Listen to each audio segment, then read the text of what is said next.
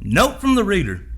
In 1597, King James Stuart VI of Scotland, first of England, published a work he entitled Demonologie in the form of a dialogue. This publication was released 7 years before work began on the greatest translation of the Word of God of all time, and 14 years before it itself would be printed, the beloved King James Version. In today's society, there is a lot of skepticism about the morals of the man who authorized the most accurate and widely read Bible version in the world. Although many sensational claims have been made in an effort to damage James's reputation, and oftentimes opinions are presented as facts, the truth is, there is no hard evidence to suggest that the claims made against his character and integrity are anything other than fairy tales.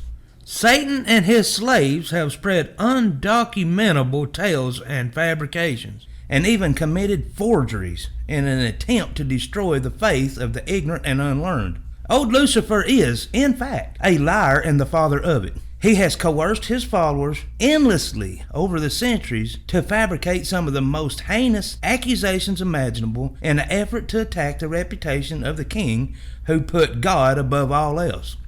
It is easy to see that this same group of scoffers and skeptics have indeed spread the same lies about the Lord Jesus Christ himself. From the lips of the Pharisees to those in our own communities who tell these slanderous lies about every man, woman, and child who follow Christ, Satan is the father of all liars.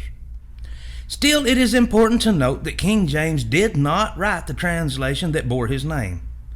The men who were carefully chosen to work on that committee were men of God and willing to give their lives for the glory of him. It truly matters not the morals and reasons behind James Stuart as a person, as a monarch, or even as a Christian person.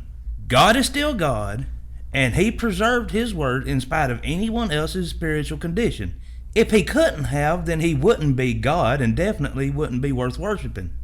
Satan knows this, and that is why he must beguile you to doubt the very word of God. Just like he did in Eden when he approached Eve. The first thing he said to her was, "Yea, hath God said." His first trick was to cause her to question the truth and doubt the word of God.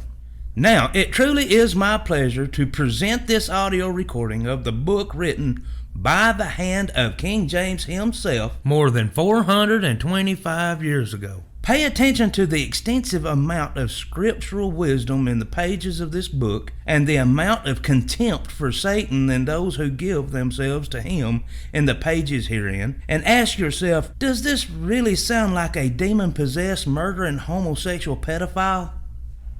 Would such a man be capable of writing this book at 31 years of age, no less? Or is his reputation as a great man of God attacked because Satan is on the defense and knows his time is short? Pay attention to the things written here and compare them to the world around you. We are in a war and the enemy is amassing an ever-growing army. I believe what you're about to hear truly reveals the persona of Satan himself and secrets he would much rather keep you ignorant of. I also believe it to be a very extensive testimony and insight to the character of the man who penned the pages, leaving us a hint of the author's true motives. I'm Reverend Ricky Phillips. I'd like to invite you to make copies of this audiobook and pass them on to anyone who needs to hear this. My only request is that this information never be sold, but freely given. So take a moment to buckle your seatbelt, put on the whole armor of God, and let's get started. Demonologie, in form of a dialogue, divided into 3 books, by King James VI of Scotland, King James I of England, printed by Robert Waldegrave, printer to the King's Majesty in 1597. The preface to the reader. The fearful abounding at this time in this country of these detestable slaves of the devil, the witches or enchanters, hath moved me, beloved reader, to dispatch in post this following treatise of mine, not in any wise, as I protest, to serve for a show of my learning and engine, but only, moved to conscience, to press thereby, so far as I can, to resolve the doubting hearts of many, both that such assaults of Satan are most certainly practiced, and that the instruments thereof merits most severely to be punished, against the damnable opinions of two, principally in our age, whereof the one called Scott, an Englishman, is not ashamed in public print to deny that there can be such a thing as witchcraft, and so maintains the old error of the Sadducees in denying the spirits. The other is called Weir, a German physician, sets out a public apology for all these craftsfolks, whereby, procuring for their impunity, he plainly bewrays himself to have been one of that profession. And for to make this treatise the more pleasant and facile, I have put it in form of a dialogue, which I have divided into 3 books. The first speaking of magic in general, and necromancy in special. The second of sorcery and witchcraft, and the third contains a discourse of all these kinds of spirits and spectres that appears and troubles persons, together with the conclusion of the whole work. My intention in this labor is only to prove 2 things, as I have already said.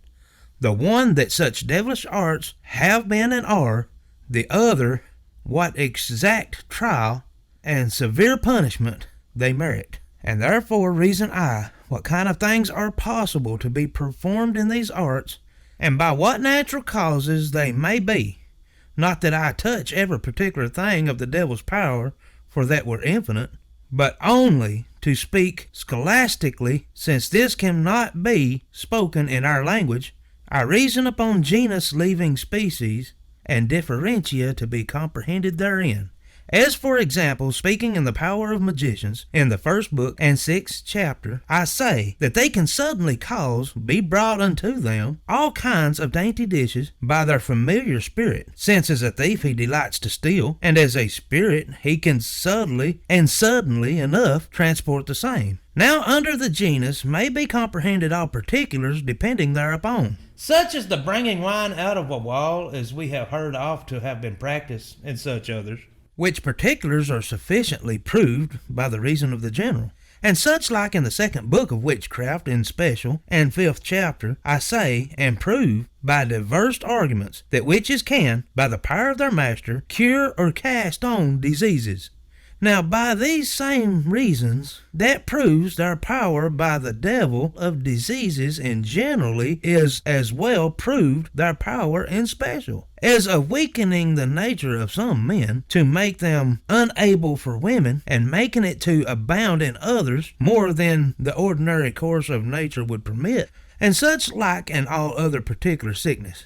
But one thing I will pray thee to observe in all these places where I reason upon the devil's power, which is the different ends and scopes, that God as the first cause, and the devil as his instrument in the second cause, shoots at in all these actions of the devil as God's hangman. For where the devil's intention in them is ever to perish either the soul or the body, or both of them, that he is so permitted to deal with, God, by the contrary, draws ever out of that evil glory to himself, either by the wreck of the wicked in his justice, or by the trial of the patient and amendment of the faithful, being wakened up with the rod of correction.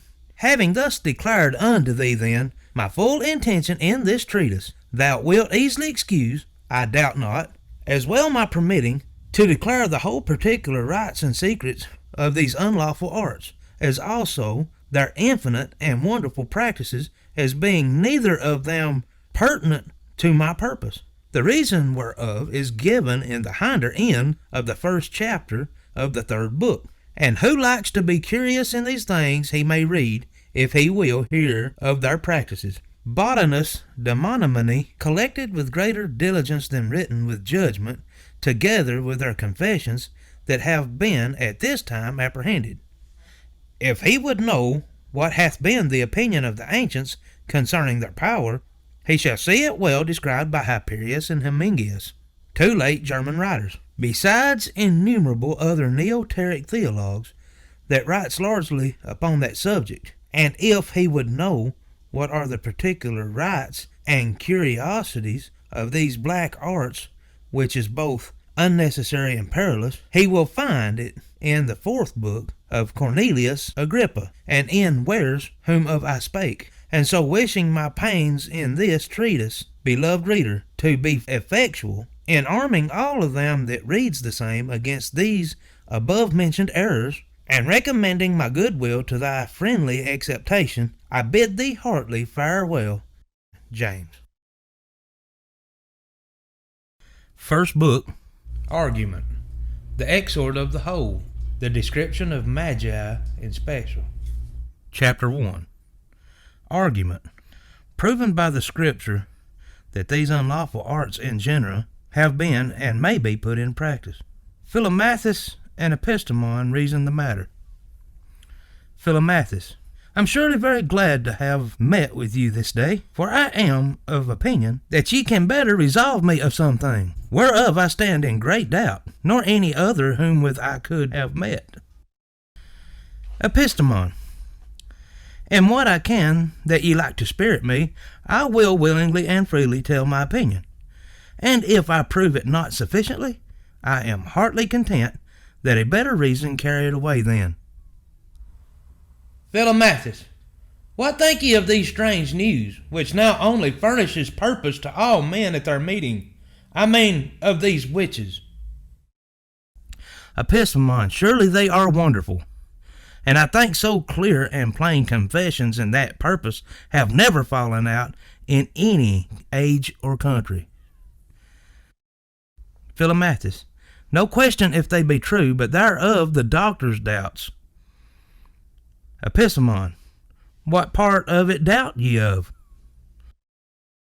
Philomathus, even of all, for aught I can yet perceive, and namely that there is such a thing as witchcraft or witches, and I would pray you to resolve me thereof if you may, for I have reasoned with Sundry in that matter, and yet could never be satisfied therein.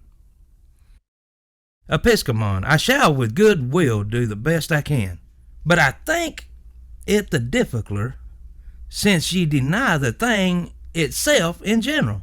For as it is said in the logic schools, contra negentum principia non est disputandum. Always for that part that witchcraft and witches have been and are, the former part is clearly proved by the Scriptures, and the last by daily experience and confessions. Philomathus, I know you will allege me Saul's Pythonese, but that, as appears, will not make much for you. Epistemon, not only that place, but divers others, but I marvel why that should not make much for me. Philomathus, the reasons are these. First, you may consider that Saul, being troubled in spirit, and having fasted long before, as the text testifieth, and being come to a woman that was brooded to have such knowledge, and that to inquire so important news, he having so guilty a conscience for his heinous offences, and specially for the same unlawful curiosity and horrible defection, and then the woman crying out upon the sudden in great admiration for the uncouth sight that she alleged to have seen, discovering him to be the king, though disguised and denied by him before. It was no wonder, I say, that his senses being thus distracted, he could not perceive her feigning of her voice, he being himself in another charmer, and seeing nothing. Next, what could be or was raised? The spirit of Samuel? Profane and against all theology? The devil in his likeness? As unapparent that either God would permit him to come in the shape of his saints, for then could never the prophets in those days have been sure what spirit spake to them in their visions, or then that he could foretell what was to come thereafter. For prophecy proceedeth only of God, and the devil hath no knowledge of things to come. Epistemon, yet if ye will mark the words of the text, ye will find clearly that Saul saw that apparition. Forgiving you that Saul was in another charmer at the making of the circles and conjurations needful for that purpose, as none of that craft will permit any others to behold at that time. Yet it is evident by the text that how soon that once the unclean spirit was fully risen, she called in upon Saul. For it is said in the text that Saul knew him to be Samuel, which could not have been by the hearing tell only of an old man with a mantle, since there was many mo old men dead in Israel nor Samuel. And the common weight of that whole country was mantles. As to the next, that it was not the spirit of Samuel, I grant. And the proving whereof ye need not to insist, since all Christians of whatsoever religion agrees upon that. And none but either mere ignorance, or necromancers, or witches doubts thereof, and that the devil is permitted at some times to put himself in the likeness of the saints. It is plain in the Scriptures where it is said that Satan can transform himself into an angel of light. Neither could that bring any inconvenience with the visions of the prophets, since it is most certain that God will not permit him so to deceive his own, but only such as first willfully deceives themselves by running unto him, whom God then suffers to fall in their own snares, and justly permits them to be eluded with great efficacy of deceit, because they would not believe the truth, as Paul saith. And as to the devil's foretelling of things to come, it is true that he knows not all things future, but yet that he knows part. The tragical event of this history declares it, which the wit of woman could never have forespoken.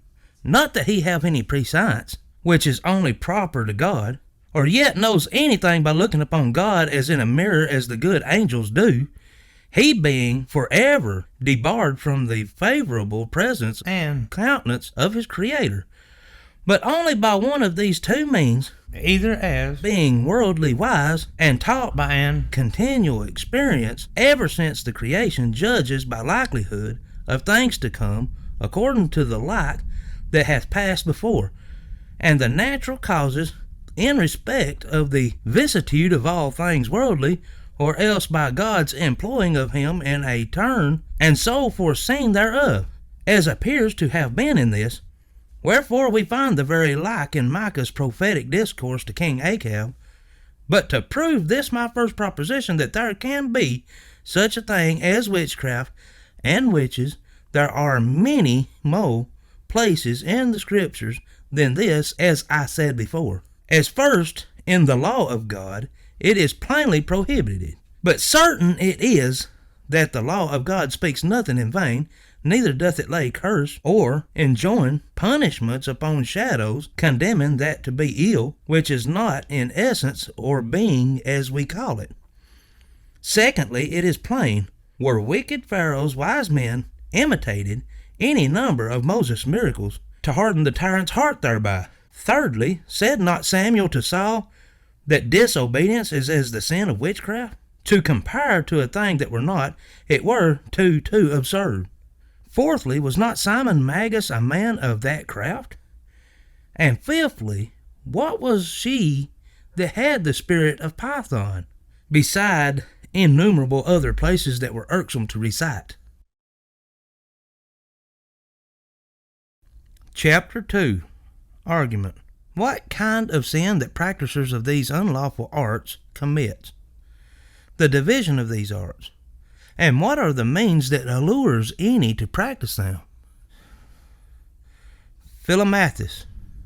But I think it very strange that God should permit any mankind, since they bear his own image, to fall in so gross and filthy a defection. Epistemon. Although man in his creation was made in the image of the Creator, yet through his fall, having once lost it, it is but restored again in a part by grace only to the elect. So all the rest falling away from God are given over in the hands of the devil, that enemy, to bear his image. And being once so given over, the greatest and the grossest impiety is the pleasantest and the most delightful unto them. Philomathus. But may it not suffice him to have indirectly the rule and procure the perdition of so many souls by alluring them to vices and to the following of their own appetites? Suppose he abuse not so many simple souls in making them directly acknowledge him for their master. Epistemon. No, surely, for he uses every man whom of he hath the rule, according to their complexion and knowledge, and so whom he finds most simple. He plainliest discovers himself unto them. For he, being the enemy of man's salvation, uses all the means he can to entrap them so far in his snares as it may be unable to them thereafter, suppose they would, to rid themselves out of the same. Philomathus. Then this sin is a sin against the Holy Ghost. Epistemon. It is in some, but not in all. Philomathus. How that? Are not all these that runs directly to the devil in one category? Epistemon.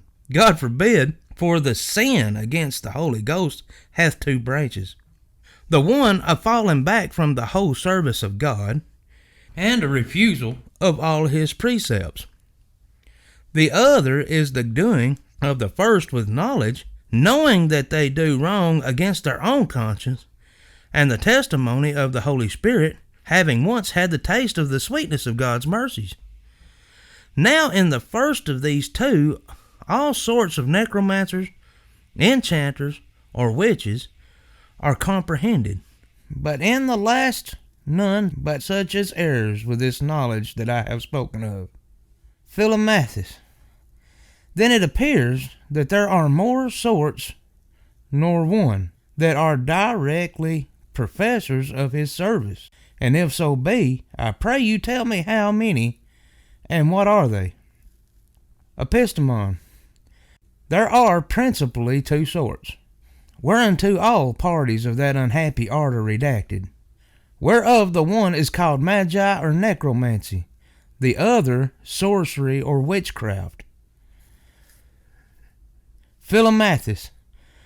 What, I pray you, and how many are the means whereby the devil allures persons in any of these snares?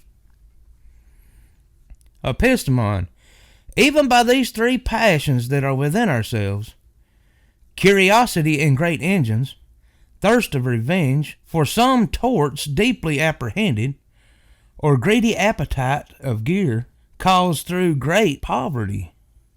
As to the first of these, curiosity, it is only the enticement of magicians or necromancers, and the other two are allures of the sorcerers or witches. For that old and crafty serpent being a spirit, he easily spies our infections, and so conforms himself thereto to deceive us to our wreck. Chapter 3. Argument. The significations and etymologies of the words of magi and necromancy. The difference betwixt necromancy and witchcraft. What are the entreaties and beginnings that brings any to the knowledge thereof? Philomathus. I would gladly first hear what thing it is that ye call magi or necromancy. Epistemon. This word magi in the Persian tongue imports as much as to be an contemplator or interpreter of divine and heavenly sciences, which being first used amongst the Chaldees through their ignorance of the true divinity, was esteemed and reputed amongst them as a principal virtue, and therefore was named, unjustly, with an honorable style, which name the Greeks imitated generally importing all these kinds of unlawful arts. And this word necromancy is a Greek word compounded of necro and mantia, which is to say, the prophecy by the dead. This last name is given to this black and unlawful science by the figure Synodos, because it is a principal part of that art, to serve themselves with dead carcasses in their divinations. Philomathus. What difference is there betwixt this art and witchcraft? Epistemon. Surely the difference vulgar put betwixt them is very merry and in a manner true. For they say that the witches are servants only and slaves to the devil, but the necromancers are his masters and commanders. Philomathus. How can that be true? Yet any men, being specially addicted to his service, can be his commanders? Epistemon. Yea, they may be, but is only secundum quid. For it is not by any power that they can have over him, but ex facto annerly, whereby he obliges himself in some trifles to them, that he may on the other part obtain the fruition of their body and soul, which is the only thing he hunts for. Philomathus. And very inequitable contract forsooth, but I pray you discourse unto me, what is the effect and secrets of that art? Epistemon. That is over large a field you give me, yet I shall do good will, the most summarily that I can, to run through the principal points thereof, as there are two sorts of folks that may be enticed to this art, to wit, learn or unlearned. So is there two means, which are the first steers up and feeders of their curiosity, thereby to make them to give themselves over to the same. Which two means I call the devil's school and his rudiments. The learned have their curiosity wakened up and fed by that which I call his school. This is the astrology judiciary. For divers men having attained to a great perfection in learning, and yet remaining overbear, alas, of the spirit of regeneration and fruits thereof. Finding all natural things common, as well to the stupid pedants as unto them, they essay to vindicate unto them a greater name, by not only knowing the course of things heavenly, but likewise to cling to the knowledge of things to come thereby, which at the first face appearing lawful unto them, in respect the ground thereof seemeth to proceed of natural causes only. They are so allured thereby, that finding their practice to prove true in sundry things, they study to know the cause thereof, and so mounting from degree to degree upon the slippery and uncertain scale of curiosity, they are at last enticed, that where lawful arts or science fails to satisfy their restless minds, even to seek that black and unlawful science of magi, were finding at the first that such diverse forms of circles and conjurations rightly joined thereunto, will raise such diverse forms of spirits to resolve them of their doubts, and attributing the doing thereof to the power inseparably tied, or inherent in the circles, and many words of God confusedly wrapped in. They blindly glory of themselves, as if they had by their quickness of engine made a conquest of Pluto's dominion, and were become emperors over the Stygian Habiticles, where, in the meantime, miserable wretches, they are become in very deed bond slaves to their mortal enemy, and their knowledge, for all that they presume thereof, is nothing increased except in knowing evil, and the horrors of hell for punishment thereof, as Adam's was by the eating of the forbidden tree. Chapter 4. Argument. The description of the rudiments in school, which are the entresses to the art of magi, and in special the differences betwixt astronomy and astrology. Division of astrology in divers parts. Philomathus. But I pray you likewise forget not to tell what are the devil's rudiments. Epistemon. His rudiments I call first in general all that which is called vulgarly the virtue of word, herb, and stone, which is used by unlawful charms without natural causes, as likewise all kind of pratiques, fright, or other like extraordinary actions, which cannot abide the true touch of natural reason. Philomathus. I would have you to make that plainer by some particular examples, for your proposition is very general. Epistemon.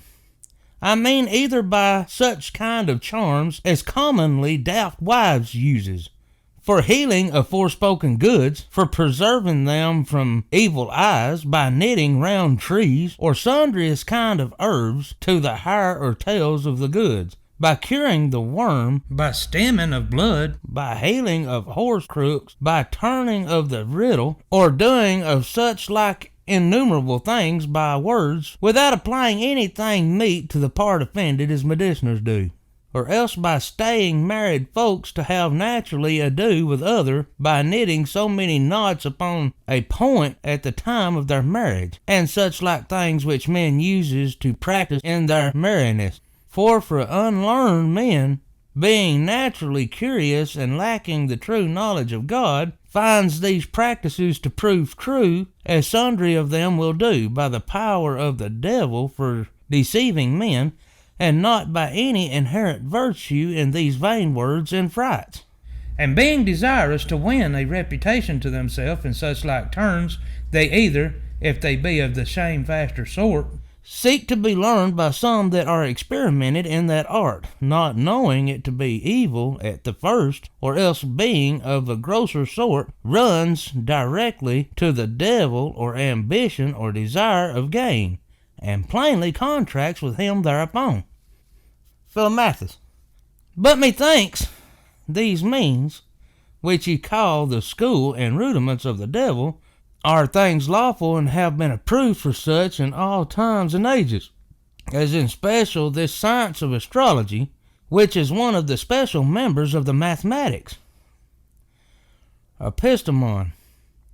There are two things which the learned have observed from the beginning, in the science of the heavenly creatures, the planets, stars, and such like. The one is their course and ordinary motions, which for that cause is called Astronomia, which word is a compound of astrom and nomos, that is to say, the law of the stars. And this art indeed is one of the members of the mathematics, and not only lawful, but most necessary and commendable. The other is called Astrologia, being compounded of astron and logia, which is to say, the word and preaching of the stars, which is divided in two parts. The first by knowing thereby the powers of simples and sicknesses, the course of the seasons, and the weather, being ruled by their influence, which part depending upon the former, although it be not of itself a part of mathematics, yet it is not unlawful, being moderately used. Suppose not so necessary and commendable as the former.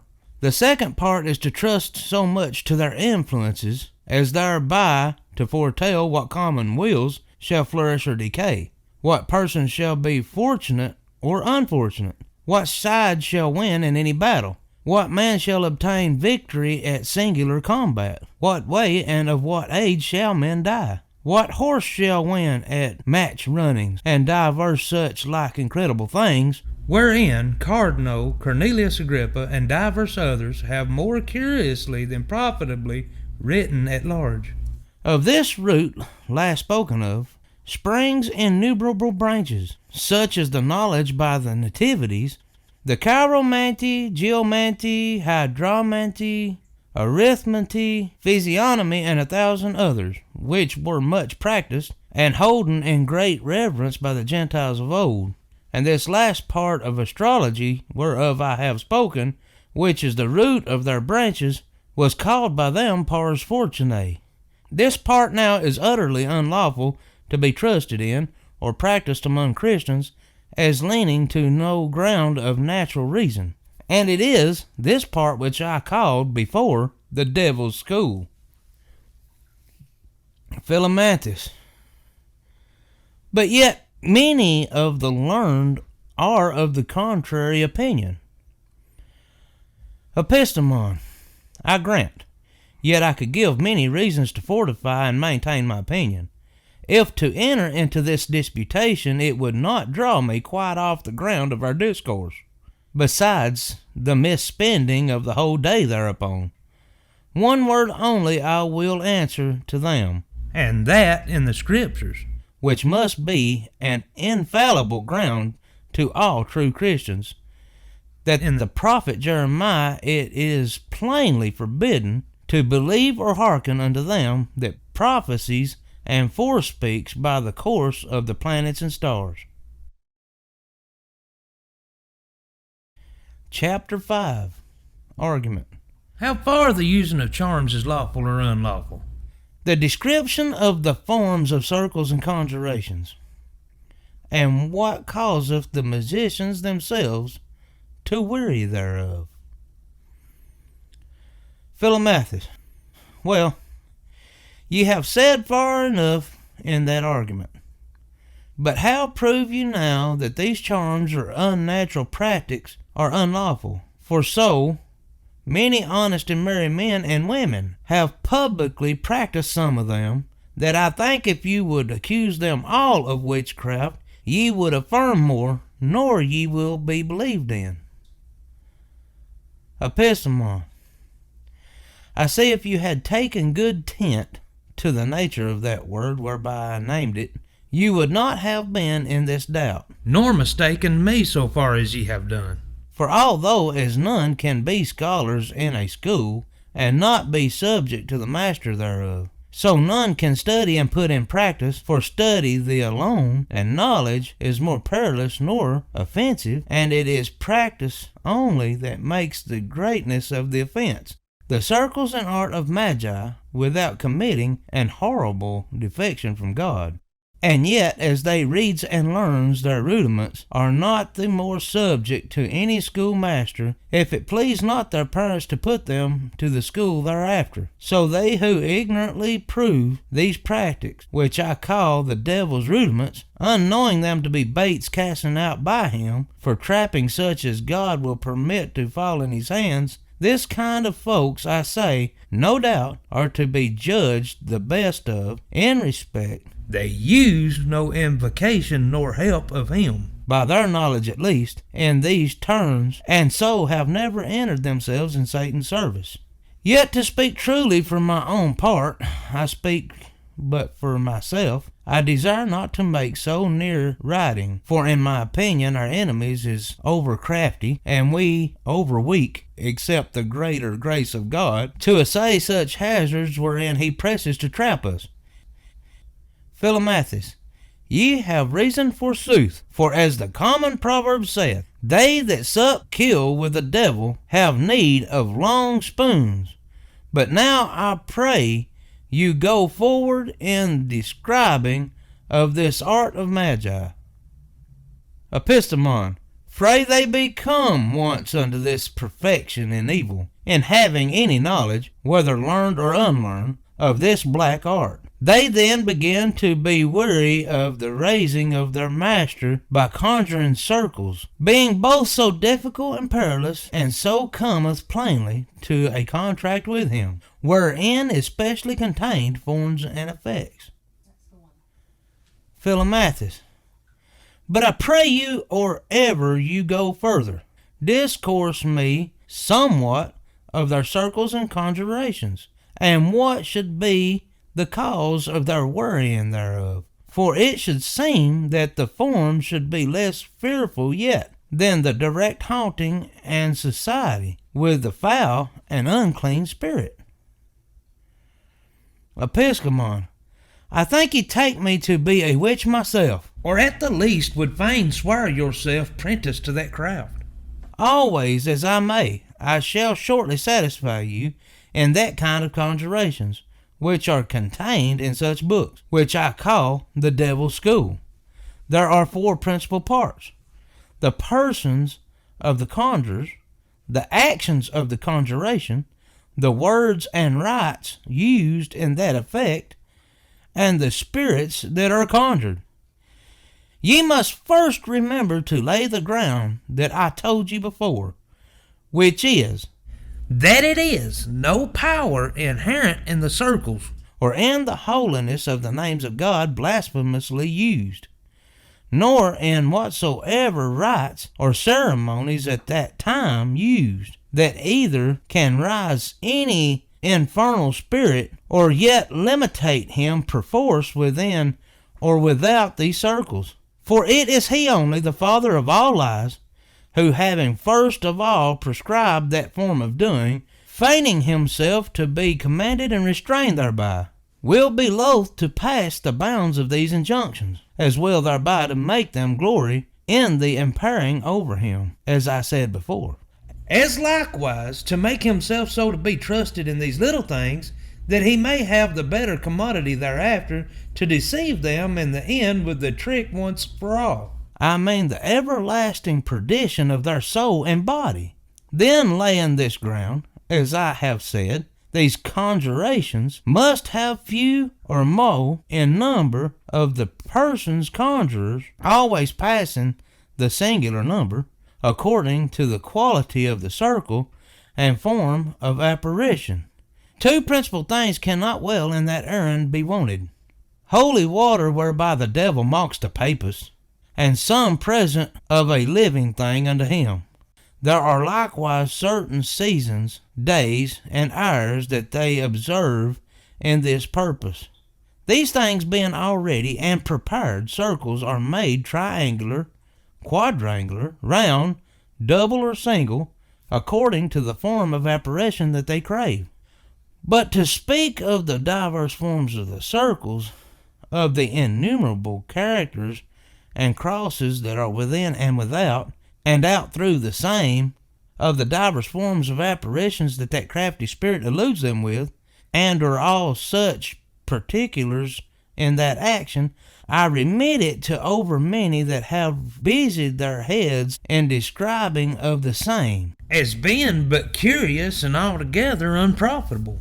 And this far only I touch, that when the conjured spirit appears, which will not be while after many circumstances, long prayers, and much muttering and murmuring of the conjurers, like a papist priest dispatching a hunting mass, how soon I say he appears if they have missed one iota of all their rites, or if any of their feet once slid over the circle through terror of this fearful apparition, he pays himself at the time in his own hand of that due debt which they ought him, and otherwise would have delayed longer to have paid him. I mean, he carries them with him body and soul. If this be not now a just cause to make them weary of these forms of conjurations, I leave it to you to judge upon, considering the long suddenness of the labor, the precise keeping of days and hours, as I have said, the terribleness of apparition, and the present peril that they stand in missing the least circumstance or fright that they ought to observe. And on the other part, the devil is glad to move them to a plain and square dealing with him, as I said before. Chapter 6. Argument. The devil's contract with the magicians. The division thereof in two parts. What is the difference betwixt God's miracles and the devil's? Philomathus. Indeed, there is cause enough, but rather to leave him at all, than to run more plainly to him, if they were wise he dealt with. But go forwards now, I pray you, to these terms, fray they become once deacons in this craft. Epistemon. From time that they once plainly begin to contract with him, the effect of their contract consists in two things, informs and effects, as I began to tell already, were it not ye interrupted me. For although the contract be mutual, I speak first of that part wherein the devil obliges himself to them. By forms I mean in what shape or fashion he shall come unto them when they call upon him. And by effects I understand in what special sorts of services he binds himself to be subject unto them. The quality of these forms and effects is less or greater according to the skill and art of the magician. For as to the forms, to some of the baser sort of them he obliges himself to appear at their calling upon him by such a proper name, which he shows unto them, either in the likeness of a dog, a cat, an ape, or such like other beast, or else to answer by a voice only. The effects are to answer to such demands as concerns curing of diseases, their own particular menagerie, or such other base things as they require of him. But to the most curious sort in the forms, he will oblige himself to enter in a dead body, and thereout of to give such answers of the event of battles, of matters concerning the estate of commonwealths, and such like other great questions. Yea, to some he will be a continual attender, in form of a page. He will permit himself to be conjured for the space of some many years, either in a tablet or a ring, or such like thing, which they may easily carry about with them. He gives them power to sell such wares to others, whereof some will be dear, and some better cheap, according to the line or true speaking of the spirit that is conjured therein. Not but that in very deed all devils must be liars. But so they abuse the simplicity of these wretches that becomes their scholars, that they make them believe that at the fall of Lucifer, some spirits fell in the air, some in the fire, some in the water, some in the land, in which elements they still remain. Whereupon they build that such as fell in the fire or in the air are truer than they who fell in the water or in the land, which is all but mere titles, and forged by the author of all deceit. For they fell not be weight as a solid substance to stick in any one part, but the principal part of their fall, consisting in quality, by the falling from the grace of God wherein they were created, they continued still thereafter, and shall do while the latter day, in wandering through the world, as God's hangmen, to execute such turns as he employs them in. And when any of them are not occupied in that, return they must to their prison in hell, as it is plain in the miracle that Christ wrought at Gennesaret, therein at the latter day to be all enclosed forever. And as they deceive the scholars in this, so do they, in imprinting in them the opinion that they are so many princes, dukes, and kings amongst them, every one commanding fewer or more legions, and empowering in divers arts and quarters of the earth. For though that I will not deny that there be a form of order amongst the angels in heaven, and consequently was amongst them before their fall, yet either that they brook the same sin sign, or that God will permit us to know by the damned devils such heavenly mysteries of his, which he would not reveal to us neither by scripture nor prophets. I think no Christian will once think it. But by the contrary of all such mysteries, as he hath closed up with his seal of secrecy, it becometh us to be contented with an humble ignorance, they being things not necessary for our salvation. But to return to the purpose, as these forms wherein Satan obliges himself to the greatest of the magicians are wonderful curious, so are the effects correspondent unto the same. For he will oblige himself to teach them arts and sciences, which he may easily do, being so learned a knave as he is, to carry them news from any part of the world, which the agility of a spirit may easily perform, to reveal to them the secrets of any persons, so being they be once spoken, for they thought none knows but God, except so far as ye may guess by their countenance, as one who is doubtlessly learned enough in the physiognomy. Yea, he will make his scholars to creep in credit with princes, by foretelling them many great things, part true, part false.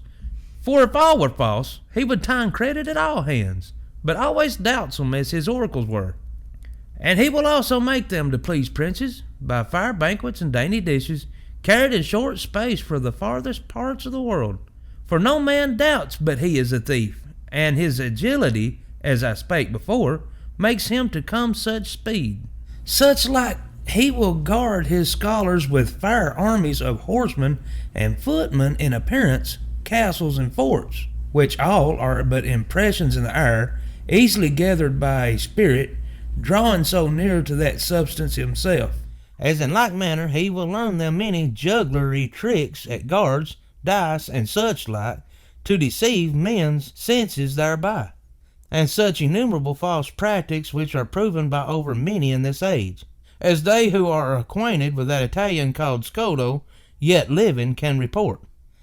And yet are all these things but deluding of the senses, and no ways true in substance, as were the false miracles wrought by King Pharaoh's magicians for counterfeiting Moses.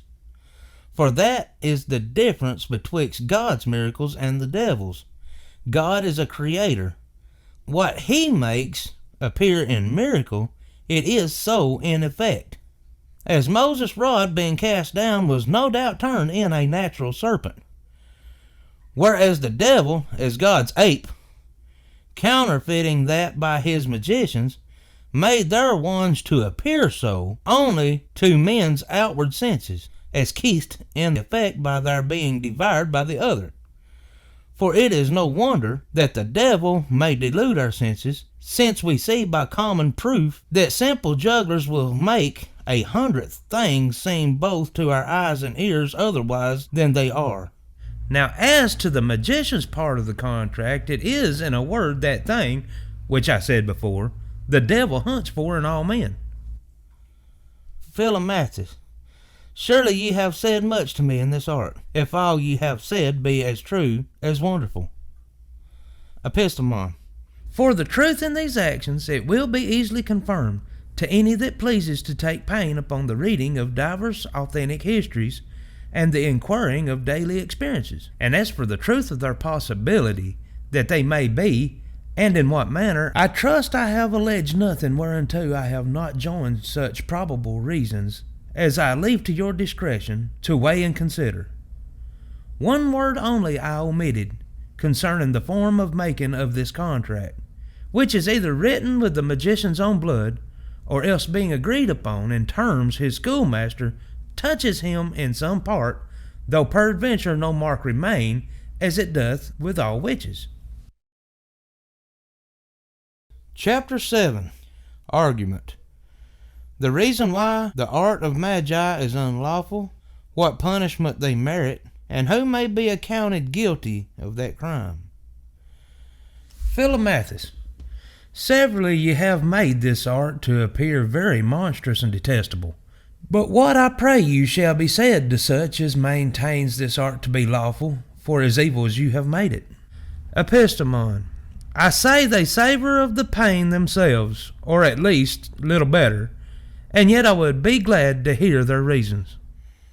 Philomathus, there are two principally that ever I heard used, beside that which is founded upon the common proverb that the necromancer commands the devil, which ye have already refuted. The one is grounded upon a received custom, the other upon an authority, which some thinks is infallible. Upon custom we see that divers Christian princes and magistrates, severe punishers of witches, will not only oversee magicians to live within their dominions, but even sometimes delight to see them prove some of their practice. The other reason is that Moses being brought up, as it is expressly said in the scriptures, in all the sciences of the Egyptians, whereof no doubt this was one of the principles. And he notwithstanding of this art, pleasing God as he did, consequently that art professed by so godly a man could not be unlawful. Epistemon, as to the first of your reasons grounded upon custom, I say, an evil custom can never be accepted for a good law. For the over-great ignorance of the word in some princes and magistrates, and the contempt thereof in others, moves them to sin heavily against their office in that point. As to the other reason, which seems to be of greater weight if it were formed in a syllogisma, it behooved to be in many terms and full of fallacies to speak in terms of logic for the first. That general proposition affirming Moses to be taught in all the sciences of the Egyptians should conclude that he was taught in magi, I see no necessity. For we must understand that the Spirit of God there, speaking of scientists, understands them that are lawful. For except they be lawful, they are but abusively called sciences, and are but ignorances indeed. Nam homo pictus, non est homo. Secondly, giving that he had been taught in it, there is great difference betwixt knowledge and practicing of a thing, as I said before. For God knoweth all things, being always good, and of our sin and our infirmity proceedeth our ignorance. Thirdly, giving that he had both studied and practiced the same, which is more than monstrous to be believed by any Christian, yet we know well enough that before that ever the Spirit of God began to call Moses, he was fled out of Egypt, being 40 years of age, for the slaughter of an Egyptian, and in his good father Jethro's land, first called at the fiery bush, having remained there other 40 years in exile. So that suppose he had been the wickedest man in the world before, he then became a changed and regenerate man, and very little of the old Moses remained in him. Abraham was an idolater in Ur of Chaldea before he was called, And Paul, being called Saul, was a most sharp persecutor of the saints of God, while that name was changed. Philomathus, what punishment then think ye merits these magicians and necromancers? Epistemon, the like no doubt that sorcerers and witches merits, and rather so much greater, as their error proceeds of the greater knowledge, and so draws nearer to the sin against the Holy Ghost. And as I say of them, so say I the like of all such as consults, inquires, entertains, and oversees them, which is seen by the miserable ends of many that ask counsel of them. For the devil hath never better tidings to tell to any than he told to Saul. Neither is it lawful to use so unlawful instruments, were it never for so good a purpose. For that axiom in theology is most certain and infallible. Nuenquam faciendum est malum ut bonum inde aveia.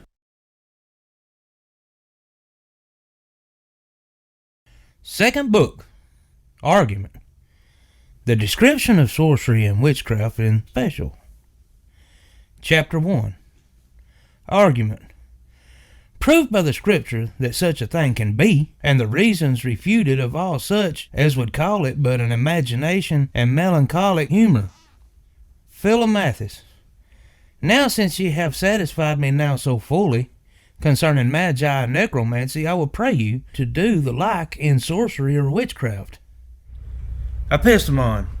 That field is likewise very large, and although in the mouths and pens of many, yet few knows the truth thereof, so well as they believe themselves, as I shall so shortly as I can make you, God willing, as easily to perceive. Philomathus. But I pray you, before you go further, let me interrupt you here with a short digression, which is, that many can scarcely believe that there is such a thing as witchcraft, whose reasons I will shortly allege unto you, that you may satisfy me as well in that, as ye have done in the rest. For first, whereas the Scripture seems to prove witchcraft to be, by diverse examples, and specially by sundry of the same, which ye have alleged, it is thought by some that these places speaks of magicians and necromancers only, and not of witches. As in special, these wise men of Pharaoh's that counterfeited Moses' miracles were magicians, say they, and not witches. As likewise that Pythonese that Saul consulted with, and so was Simon Magus in the New Testament, as that very style imports. Secondly, were you would oppone the daily practice at confession of so many, that is thought likewise to be but very melancholic imaginations of simple raving creatures. Thirdly, if witches had such power of witching of folks to death, as they say they have, there had been none left alive long since in the world but they. At the least, no good or godly person of whatsoever estate could have escaped their devilry. Epistemon. Your three reasons, as I take, are grounded, the first of them negative upon the Scripture, the second affirmative upon physique, and the third upon the certain proof of experience. As to your first, it is most true indeed that all these wise men of Pharaoh were magicians of art, as likewise it appears well that the Pythonese, with whom Saul consulted, was of that same profession, and so was Simon Magus. But ye omitted to speak of the law of God, wherein are all magicians, divines, enchanters, sorcerers, witches, and whatsoever of the kind that consults with the devil, plainly prohibited, and alike threatened against. And besides that, she who had the spirit of Python in the axe, whose spirit was put to silence by the apostle, could be no other thing but a very sorcerer witch, if you admit the vulgar distinction to be in the manner true, whereof I spake in the beginning of our conference. For that spirit whereby she conquested such gain to her master was not at her raising or commanding, as she pleased to appoint, but spake by her tongue as well publicly as privately, whereby she seemed to draw nearer to the sort of demoniacs or possessed, if that conjunction betwixt them had not been of her own consent, as it appeared by her not being tormented therewith, and by her conquesting of such gain to her master, as I have already said. As to your second reason, grounded upon physique, in attributing their confessions or apprehensions to a natural melancholic humor, any that pleases physically to consider upon the natural humor of melancholy, according to all the physicians that ever writ thereupon, they shall find that they will be overshort a cloak to cover their knavery with. For as the humor of melancholy in itself is black, heavy, and terrene, so are the symptoms thereof in any persons that are subject thereunto, leans, paleness, desire of solitude, and if they come to the highest degree thereof, mere folly and many. Whereas by the contrary, a great number of them that ever have been convict or confessors of witchcraft, as may be presently seen by many that have at this time confessed, they are by the contrary, I say, some of them rich and worldly wise, some of them fat or corpulent in their bodies, and most part of them altogether given over to the pleasures of the flesh, continual haunting of company, and all kind of merriness, both lawful and unlawful, which are things directly contrary to the symptoms of melancholy, whereof I spake. And further experience daily proves how loath they are to confess without torture, which witnesseth their guiltiness, where by the contrary, the melancholics never spare to bewray themselves by their continual discourses, feeding thereby their humour in that which they think no crime. As to your third reason, it scarcely merits an answer. For if the devil their master were not bridled, as the scriptures teacheth us, suppose there were no men nor women to be his instruments. He could find ways enough without any help of others to rack all mankind. Whereunto he employs his whole study, and goeth about like a roaring lion, as Peter saith, to that effect. But the limits of his power were set down before the foundations of the world were laid, which he hath not power in the least jot to transgress. But beside all this, there is over great a certainty to prove that they are, by the daily experience of the harms that they do, both to men and whatsoever thing men possesses, whom God will permit them to be the instruments, so to trouble or visit, as in my discourse of that art ye shall hear clearly proved.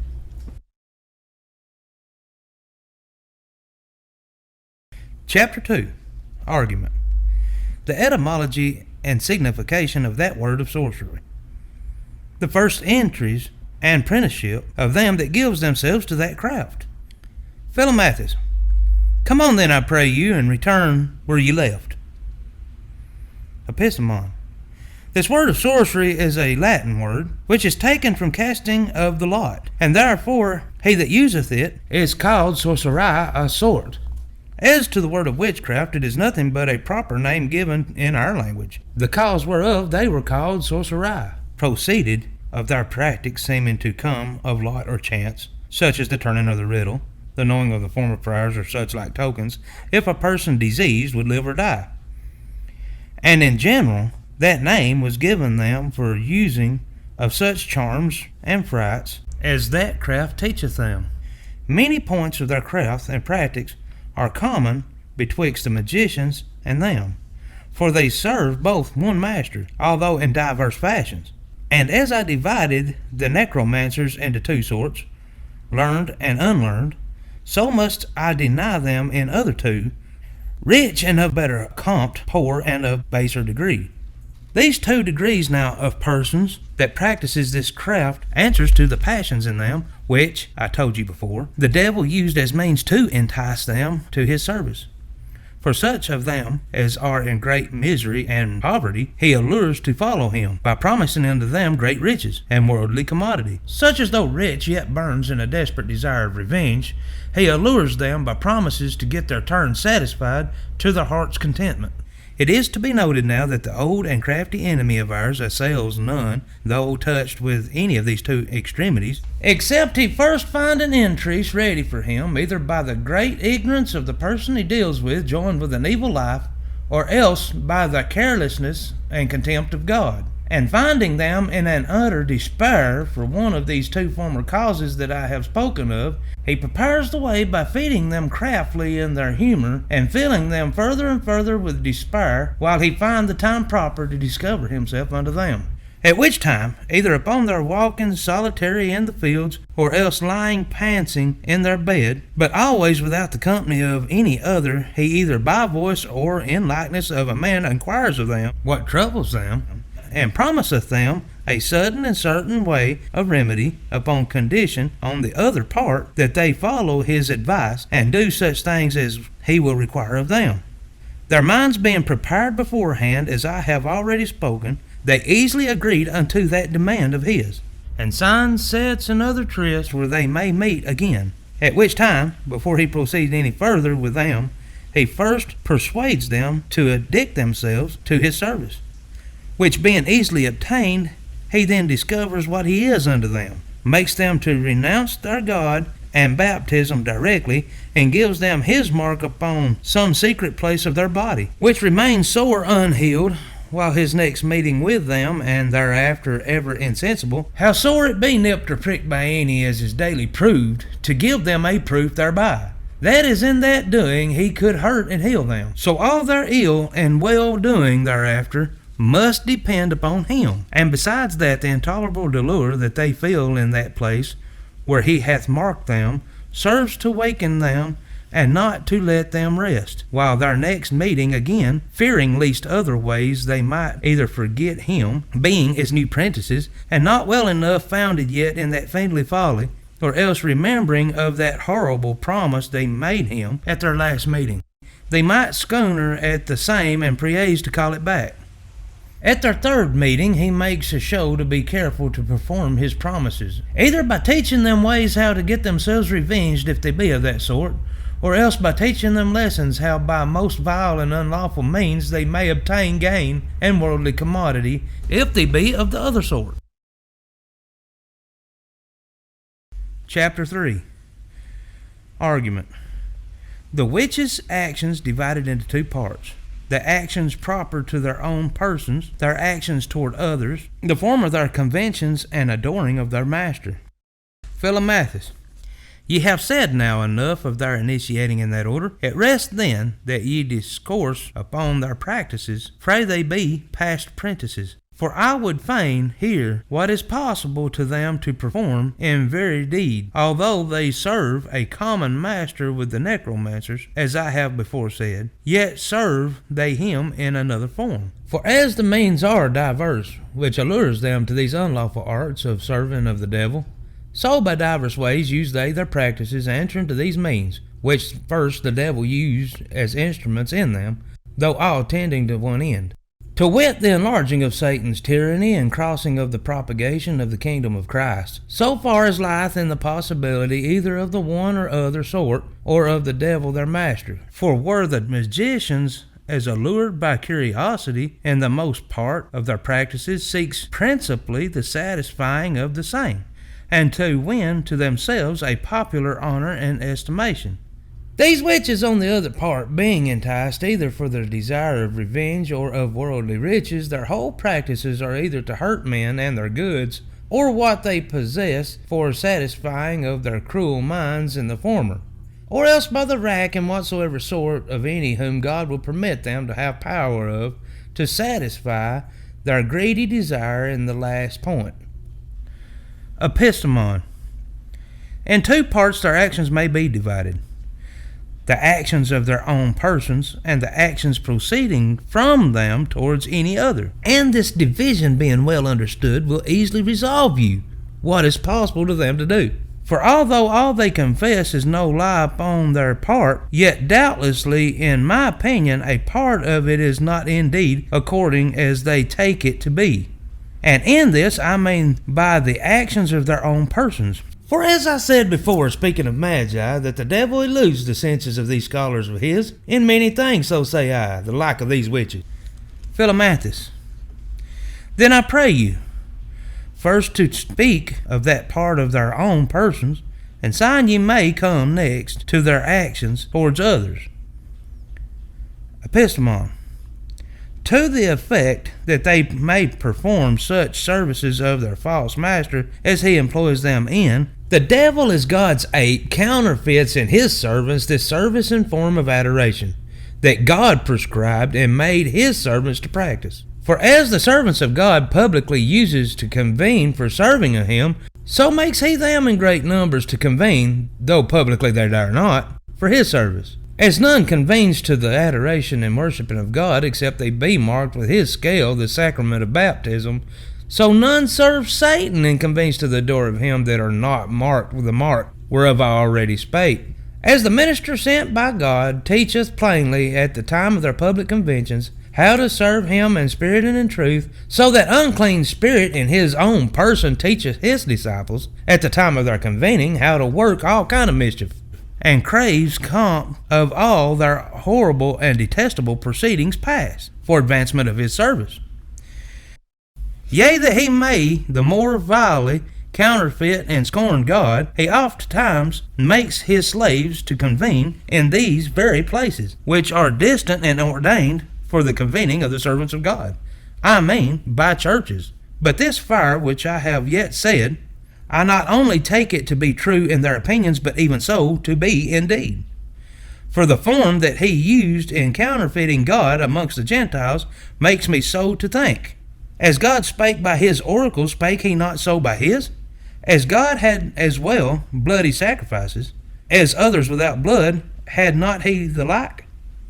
As God had churches sanctified to his service, with altars, priests, sacrifices, ceremonies, and prayers, had he not the like polluted to his service?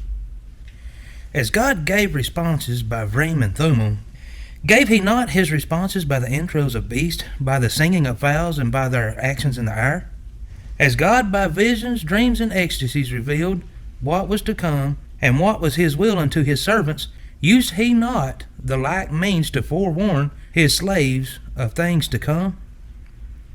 Yea, even as God loved cleans, hated vice and impurity, and appointed punishments therefore, used he not the like, though falsely I grant, and but in eschewing the less inconvenient, to draw them upon the greater? Yet disamold he not, I say, so far as to appoint his priests to keep their bodies clean and undefiled before their asking responses of him? And feigned he not to be a protector of every virtue, and a just revenger of the contrary? This reason then moves me, that as he is that same devil, and as crafty now as he was then, so will he not spare a pearly in these actions that I have spoken of, concerning the witches' persons. But further, witches oft time confess not only his convening in the church with them, but his occupying of the pulpit. Yea, their form of adoration to be the kissing of his hinder parts, which though it seem ridiculous, yet may it likewise be true, seeing we read that in Calcutta he appearing in the form of a goat buck hath publicly that unhonest homage done unto him by every one of the people.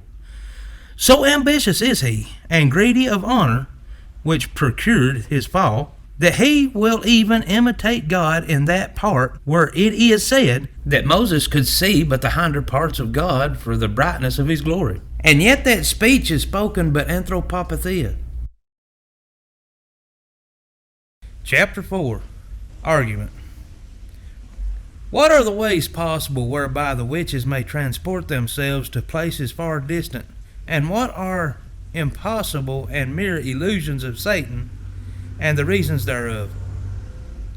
Philomathus. But by what way, say they, or think ye it is possible, that they can come to these unlawful conventios? Epistemon.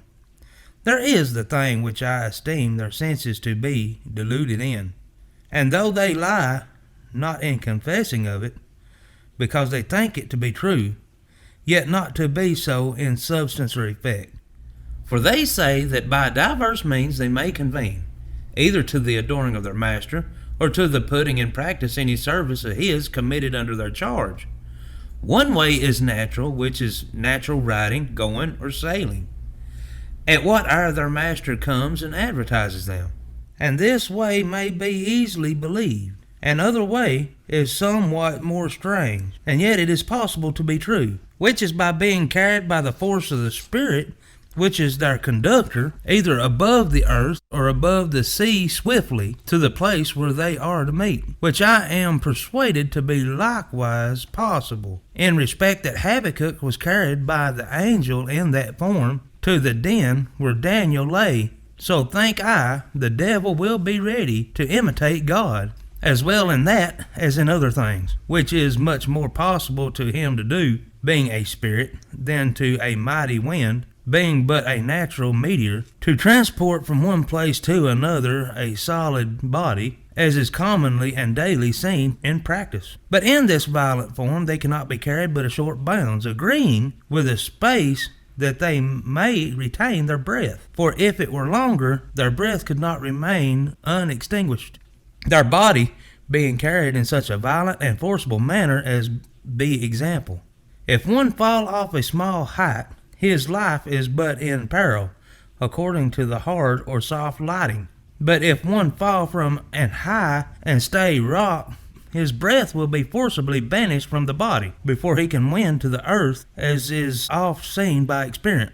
And in this transporting they say themselves that they are invisible to any other except amongst themselves, which may also be possible in my opinion, for if the devil may form what kind of impression he pleases in the air, as I have said before, speaking of magi, why may he not fire easily or thicken and obscure so the air that is next about them by contracting it straight together, that the beams of any other man's eyes cannot pierce through the same to see them? But the third way of their coming to their conventions is that wherein I think them deluded. For some of them saith that being transformed in the likeness of a little beast or fowl, they will come and pierce through whatsoever house or church, though all ordinary passages be closed, by whatsoever open the air may enter in at. And some saith that their bodies lying still in an ecstasy, their spirits will be ravished out of their bodies and carried to such places, and for verifying thereof will give evident tokens, as well by witnesses that have seen their body lying senseless in the meantime, as by naming persons whom with they met, and giving tokens what purpose was amongst them, whom other ways they could not have known. For this form of journeying they affirm to use most, when they are transported from one country to another. Philomathus. Surely I long to hear your own opinion of this, for they are like old wives' traddles about the fire. The reasons that moves me to think that these are mere illusions are these. First, for them that are transformed in likeness of beasts or fowls can enter through so narrow passages, although I may easily believe that the devil could, by his workmanship upon the air, make them appear to be in such forms, either to themselves or to others. Yet how he can contract a solid body within so little room, I think it is directly contrary to itself. For to be made so little, and yet not diminished, to be so straightly drawn together, and yet feel no pain, I think it is so contrary to the quality of a natural body, and so like the little transubstantiant God in the Papist Mass, that I can never believe it. So to have a quantity is so proper to a solid body, that as all philosophers conclude, it cannot be any more without one than a spirit can have one. For when Peter came out of the prison and the doors all locked, it was not by any contracting of his body in so little room, but by the giving place of the door, though unespied by the gaolers. And yet is there no comparison, when this is done, betwixt the power of God and of the devil. As to their form of ecstasy and spiritual transporting, it is certain the soul's going out of the body is the only definition of a natural death. And who are once dead, God forbid we should think that it should lie in the power of all the devils in hell to restore them to their life again, although he can put his own spirit in a dead body, which the necromancers commonly practice, as ye have heard.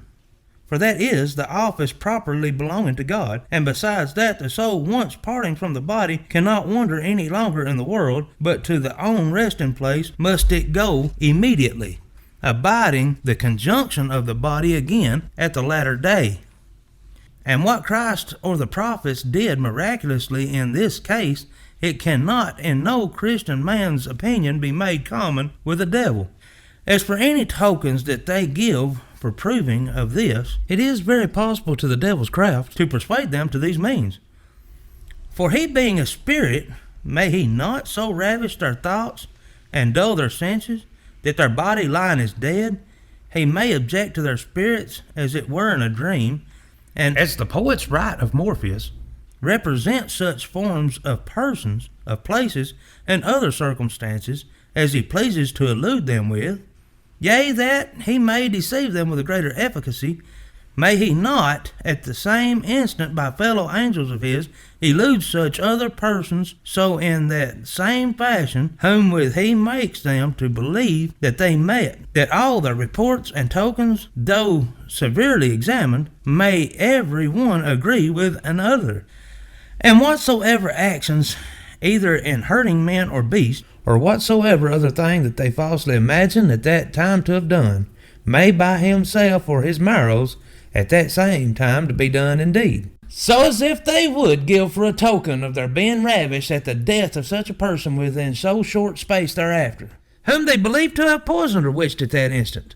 Might he not at the same hour have smitten the same person by the permission of God, to the farther deceiving of them, and to move others to believe them? And this is surely the likeliest way, and most according to reason, which my judgment can find out in this, and whatsoever other unnatural points of their confession. And by these means shall we sail surely betwixt Charybdis and Scylla, in eschewing the not believing of them to altogether on the one part, lest that draw us to the error that there is no witches, and on the other part in believing of it, make us to eschew the falling into innumerable absurdities, both monstrously against all theology divine and philosophy humane. Chapter 5. Argument. Witches' actions toward others. Why there are more women of that craft nor men? What things are possible to them to effectuate by the power of their master? The reasons thereof. What is the surest remedy of the harms done by them? Philomathus. Forsooth your opinion in this seems to carry most reason with it. And since ye have ended, then the actions belonging properly to their own persons, say forward now to their actions used towards others. Epistemon. In their actions used toward others, 3 things ought to be considered. First, the manner of their consulting thereupon. Next, their part as instruments. And last, their master's part, who puts the same in execution. As to their consultations thereupon, they use them oftest in the churches, where they convene for adoring, at what time their master inquiring at them what they would be at. Every one of them propounds unto him what wicked turn they would have done, either for obtaining of riches, or for revenging them upon any whom they have malice at, who granted their demand, as no doubt willingly he will, since it is to do evil, he teacheth them the means whereby they may do the same. As for little trifling turns that women have ado with, he causeth them to joint dead corpses, and to make powders thereof, mixing such other things there amongst as he gives unto them. Philomathus. But before you go further, permit me, I pray you, to interrupt you one word, which you have put me in memory of, by speaking of women. What can be the cause that there are 20 women given to that craft where there is one man? Epistemon. The reason is easy, for as that sex is frailer than men is, so is it easier to be entrapped in these gross snares of the devil, as was over well proved to be true by the serpent's deceiving of Eve at the beginning, which makes him the holier with that sex sin sign. Philomathus. Return now where you left. Epistemon. To some others at these times he teacheth how to make pitchers of wax or clay, that by the roasting thereof the persons that they bear the name of may be continually melted or dried away by continual sickness. To some he gives such stones or powders as will help to cure or cast on diseases. And to some he teacheth kinds of uncouth poisons, which mediciners understands not, for he is far cunninger than man in the knowledge of all the occult properties of the nature. Not that any of these means which he teacheth them, except the poisons which are composed of things natural, can of themselves help anything to these turns that they are employed in, but only being God's aid, as well in that as in all other things. Even as God by the sacraments which are earthly of themselves works a heavenly effect, though no ways by any corporation in them. And as Christ, by clay and spittle wrought together, opened the eyes of the blind man, suppose there was no virtue in that which he outwardly applied. So the devil will have his outward means to be shows, as it were of his doing, which hath no part of cooperation in his turns with him, how far that ever the ignorance be abused in the contrary.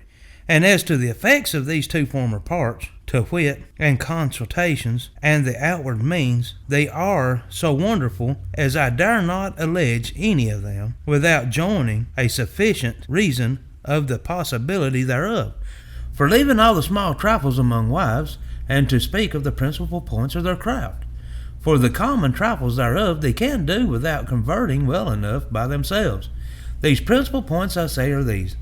They can make men or women to love or hate other, which may be very possible to the devil to effectual, seeing he being a subtle spirit, knows well enough how to persuade the corrupted affection of them whom God will permit him so to deal with. They can lay the sickness of one upon another, which likewise is very possible unto him. For since by God's permission he laid sickness upon Job, why may he not far easier lay it upon any other? For as an old practician he knows well enough what humor demands most in any of us. And as a spirit he can subtly walken up the same, making it peccant or to abound, as he thinks meet for troubling of us, when God will so permit him.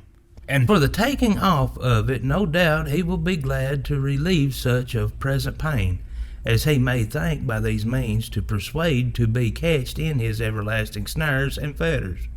They can bewitch and take the life of men or women, by roasting of the pitchers, as I've spake of before, which likewise is very possible to their master to perform. For although, as I said before, that instrument of wax have no virtue in that turn doing, yet may he not very well, even by the same measure that his conjured slaves melts that wax at the fire, may he not, I say, at these same times, subtly as a spirit, so weaken and scatter the spirits of life of the patient, as may make him on the one part for faintness to sweat out the humor of his body, and on the other part for the not concurrence of these spirits, which causes his digestion so debilitate his stomach, that his humor radical continually, sweating out on the one part, and no new good suck being put in the place thereof. For lack of digestion on the other, he at least shall vanish away, even as his pitcher will do at the fire. And that gnawish and cunning workman, by troubling him only at some times, makes a proportion so near betwixt the working of the one and the other, that both shall end as it were at one time. They can raise storms and tempests in the air, either upon sea or land, though not universally, but in such a particular place and prescribed bounds as God will permit them so to trouble, which likewise is very easy to be discerned from any other natural tempests that are meteors, in respect of the sudden and violent raising thereof, together with the sort enduring of the same. And this is likewise very possible for their master to do, he having such affinity with the air as being a spirit, and having such power of the forming and moving thereof, as ye have heard me already declare. For in the scripture that style of the prince of the air is given unto him. They can make folks to become frantic and maniac, which likewise is very possible to their master to do, since they are but natural sicknesses. And so he may lay on these kinds as well as any others.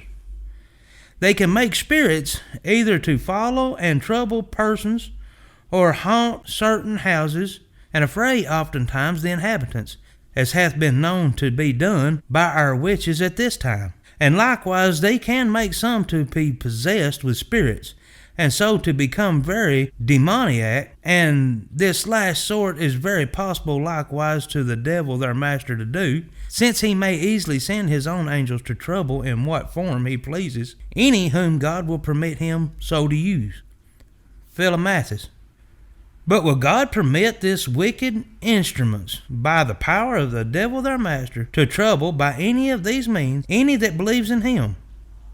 Episcomon. No doubt, for there are three kind of folks whom God will permit to be tempted or troubled: the wicked for their horrible sins, to punish them in the like measure; the godly that are sleeping in any great sins or infirmities and weaknesses in faith, to waken them up the faster by such an uncouth form; and even some of the best, that their patience may be tried before the world, as Job's was. For why may not God use any kind of extraordinary punishment, when it pleases him, as well as the ordinary rods of sickness or other adversities?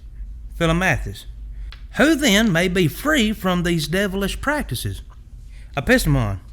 No man ought to presume so far as to promise any impunity to himself.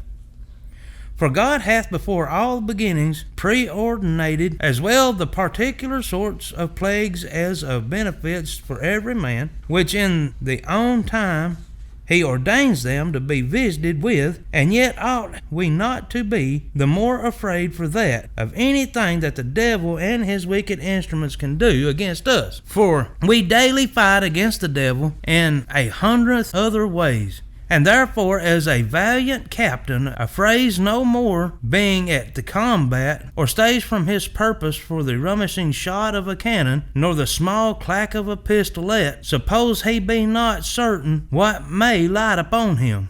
Even so ought we boldly to go forward in fighting against the devil without any greater terror, for these his rarest weapons, nor for the ordinary whereof we have daily the proof. Philomathus. Is it not lawful, then, by the help of some other witch, to cure the disease that is cast on by that craft? Epistemon.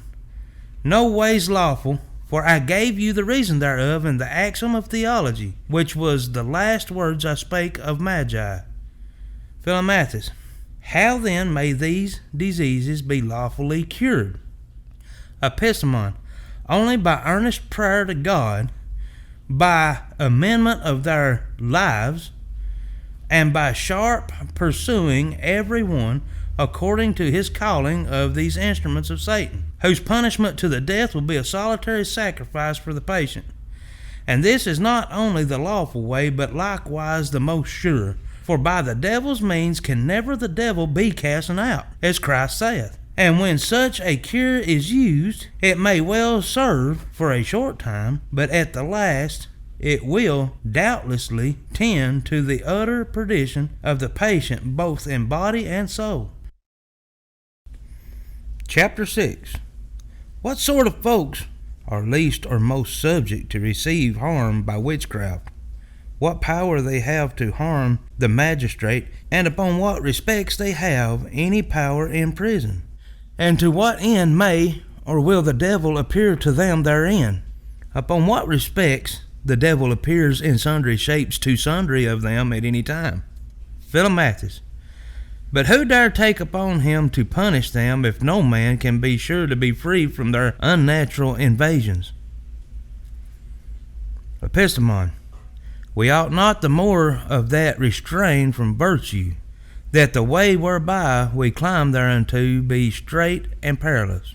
But besides that, as there is no kind of person so subject to receive harm of them, as these that are of infirm and weak faith, which is the best buckler against such invasions, so have they so small power over none, as over such as zealously and earnestly pursues them, without sparing for any worldly respect. Philomathus. Then they are like the pest which smites the sickest, that flies in farthest, and apprehends deepliest the peril thereof.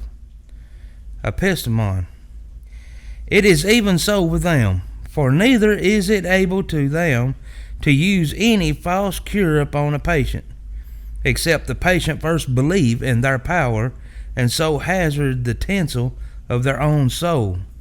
Nor yet can they have less power to hurt any, nor such as contemns most their doings, so be it comes of faith, and not of any vain arrogance in themselves. Philomathus. But what is their power against the magistrate? Epistemon. Less or greater, according as he deals with them. For if he be slothful towards them, God is very able to make them instruments to waken and punish his sloth. But if he be the contrary, he, according to the just law of God and allowable law of all nations, will be diligent in examining and punishing of them. God will not permit their master to trouble or hinder so good a work. Philomathus. But fray they be once in the hands and ferments, have they any further power over their craft? Epistemon. That is according to the form of their detention. If they be but apprehended and detained by any private person upon other private respects, their power, no doubt, either in escaping or in doing hurt, is no less nor ever it was before.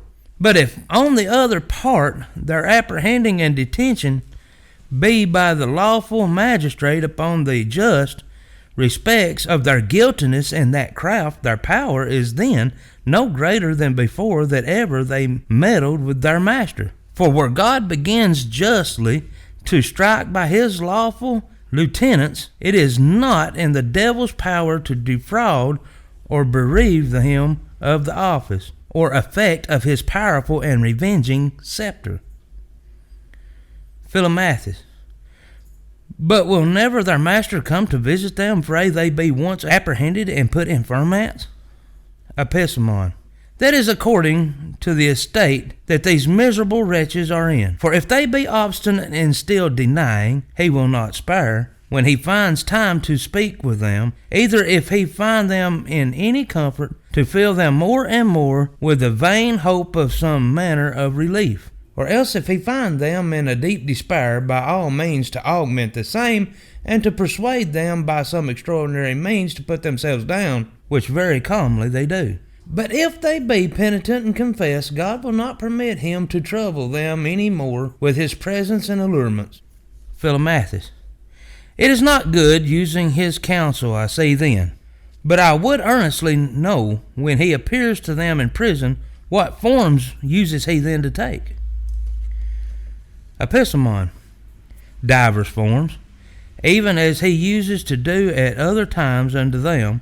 For as I told you, speaking of magi, he appears to that kind of craftsmen ordinarily in inform, according as they agree upon it amongst themselves. Or if they be but prentices, according to the quality of their circles or conjurations. Yet to these capped creatures he appears as he pleases, and as he finds meetest for their humours. For even at their public conventions he appears to divers of them in divers forms, as we have found by the difference of their confessions in that point. For he deluded them with vain impressions in the air, makes himself to seem more terrible to the grosser sort, that they may thereby be moved to fear and reverence him the more, and less monstrous and uncouth like again to the craftier sort, lest otherwise they might stir and schooner at his ugliness. Philomathus. How can he then be felt as they confess they have done him, if his body be but of air? Epistemon.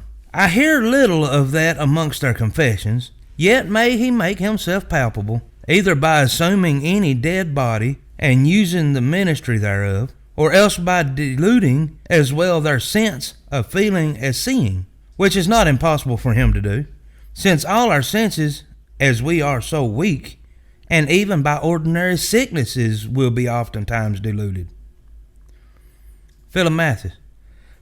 But I would spare one word further yet concerning his appearing to them in prison, which is this: may any other that chances to be present at that time in the prison see him as well as they? Epistemon. Sometimes they will, and sometimes not, as it pleases God. Chapter 7.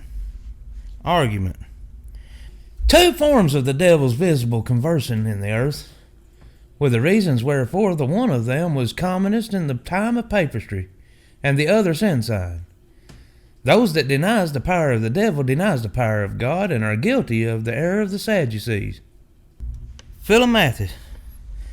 Hath the devil then power to appear to any other except to such as are his sworn disciples, especially since all oracles and such like kinds of illusions were taken away and abolished by the coming of Christ? Epistemon. Although it be true indeed that the brightness of the gospel at his coming scaled the clouds of all these gross errors in the Gentilism, yet that these abusing spirits ceases not sin sign at some times to appear. Daily experience teaches us, indeed, this difference is to be marked betwixt the forms of Satan's conversing visible in the world. For of two different forms thereof, the one of them by the spreading of the evangel and the conquest of the white horse, in the 6th chapter of the Revelation, is much hindered to become rare therethrough. This his appearing to any Christians, troubling of them outwardly, or possessing of them constrainedly. The other of them is become commoner and more used inside. I mean by their unlawful arts, whereupon our whole purpose hath been. This we find by experience in this hour to be true. For as we know, mo ghosts and spirits were seen, nor tongue can tell, in the time of blind papistry in these countries, where now, by the contrary, a man shall scarcely all his time hear once of such things. And yet were these unlawful arts far rarer at that time, and never were so much heard of, nor so rife as they are now. Philomathus. What should be the cause of that? Epistemon. The diverse nature of our sins procures at the justice of God divers sorts of punishments answering thereunto.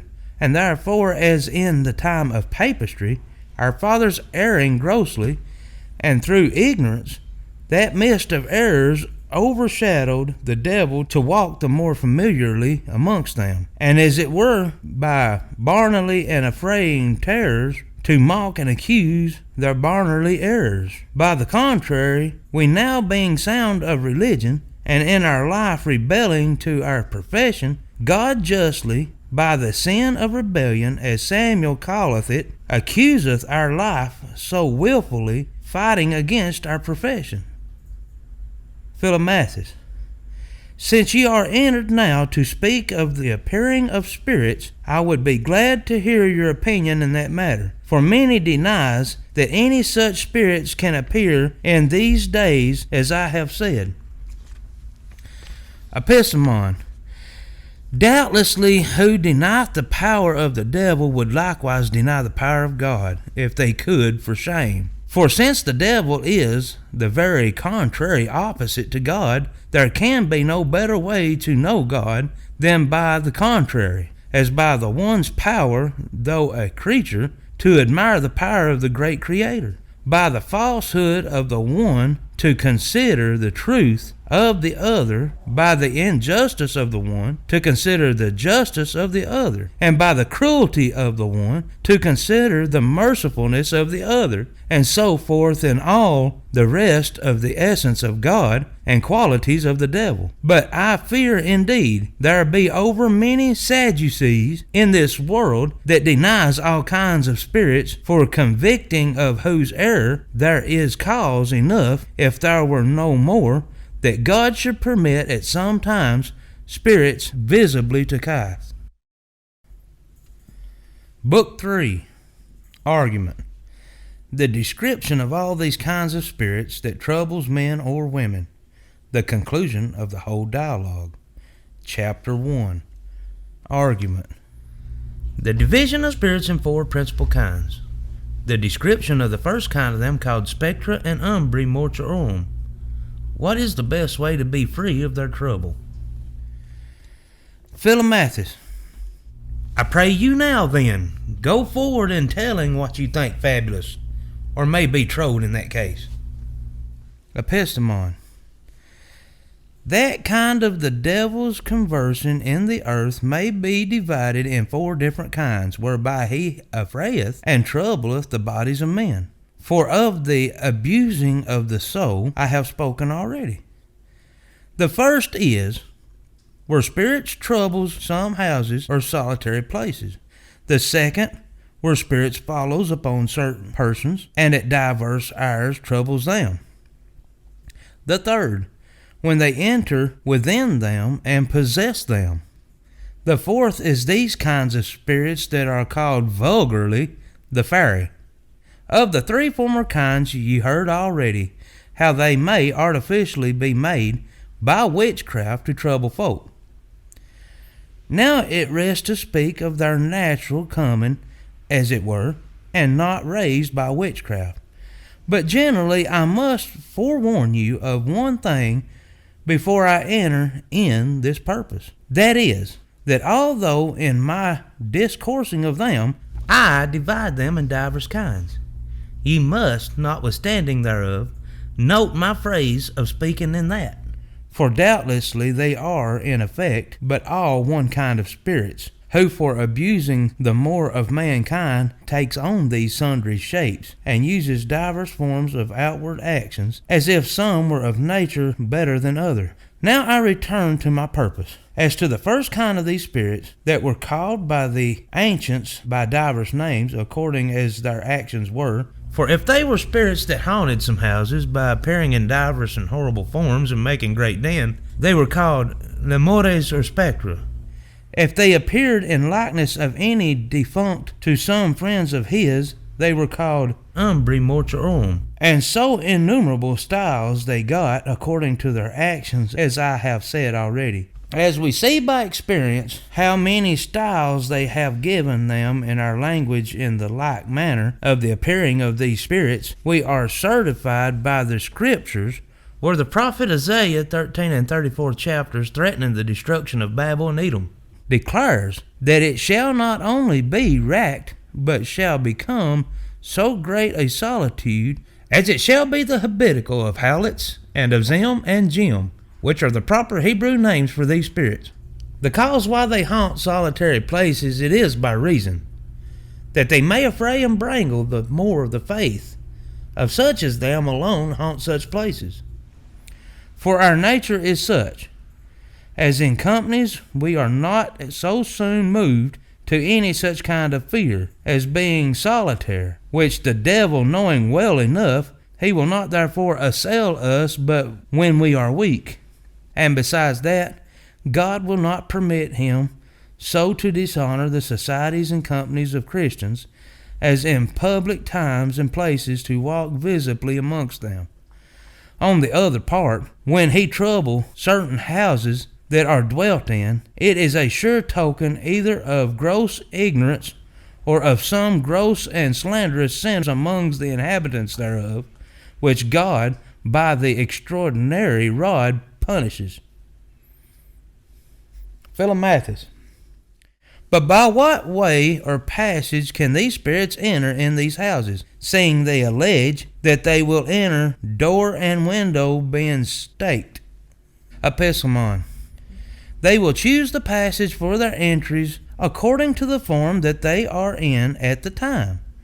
For if they have assumed a dead body whereinto they lodge themselves, they can easily enough open without din any door or window, and enter in thereat. And if they enter as a spirit only, any place where the iron may come in at is large enough an entry for them.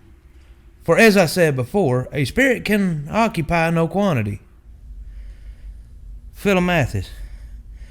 And will God then permit these wicked spirits to trouble the rest of a dead body before the resurrection thereof? Or if he will so, I think it should be of the reprobate only. Epistemon. What more is the rest troubled of a dead body when the devil carries it out of the grave to serve his turn for a space, nor when the witches takes it up and joints it, or when as swine warts up the grave? The rest of them that the Scripture speaks of is not meant by a local remaining continually in one place, but by their resting from their travels and miseries of the world, while their latter conjunction again with the soul at that time to receive full glory in both. And that the devil may use as well the ministry of the bodies of the faithful in these cases as of the unfaithful, there is no inconvenience. For his haunting with their bodies after they are dead can no ways defile them in respect of their soul's absence. And for any dishonor it can be unto them, by what reason can it be greater than the hanging, heading, or many such shameful deaths that good men will suffer? For there is nothing in the bodies of the faithful more worthy of honor, or freer from corruption by nature, nor in these of the unfaithful, while time they be purged and glorified in the later day, as is daily seen by the vile diseases and corruptions that the bodies of the faithful are subject unto, as ye will see clearly proved when I speak of the possessed and demoniacs. Philomathus. Yet there are sundry that affirms to have haunted such places where these spirits are alleged to be, and could never hear nor see anything. Epistemon. I think well, for that is only reserved to the secret knowledge of God, whom he will permit to see such things, and whom not. Philomathus. But were these spirits haunts and troubles any houses, what is the best way to banish them? Epistemon. By two means may only the remedy of such things be procured. The one is ardent prayer to God, both of these persons that are troubled with them, and of the church whereof they are. The other is the purging of themselves by an amendment of life from such sins as have procured the extraordinary plague. Philomathus. And what means then these kinds of spirits, when they appear in the shadow of a person newly dead, or to die, to his friends? Epistemon. When they appear upon that occasion, they are called wraiths in our language. Among the Gentiles, the devil used that much to make them believe that it was some good spirit that appeared to them then, either to forewarn them of the death of their friend, or else to discover unto them the will of the defunct, or what was the way of his slaughter, as is written in the book of the histories prodigious. And this way he easily deceived the Gentiles, because they knew not God. And to that same effect is it, that he now appears in that manner to some ignorant Christians. For he dare not so elude any that knoweth that, neither can the spirit of the defunct return to his friend, or yet an angel use such forms. Philomathus. And are not our werewolves one sort of these spirits also, that haunts and troubles some houses and dwelling places? Epistemon. There hath indeed been an old opinion of such like things, for by the Greeks they were called lycanthropy, which signifieth men-wolves. But to tell you simply my opinion in this, if any such thing hath been, I take it to have proceeded but of a natural superabundance of melancholy, which, as we read, that it hath made some think themselves pitchers, and some horses, and some one kind of beast or other.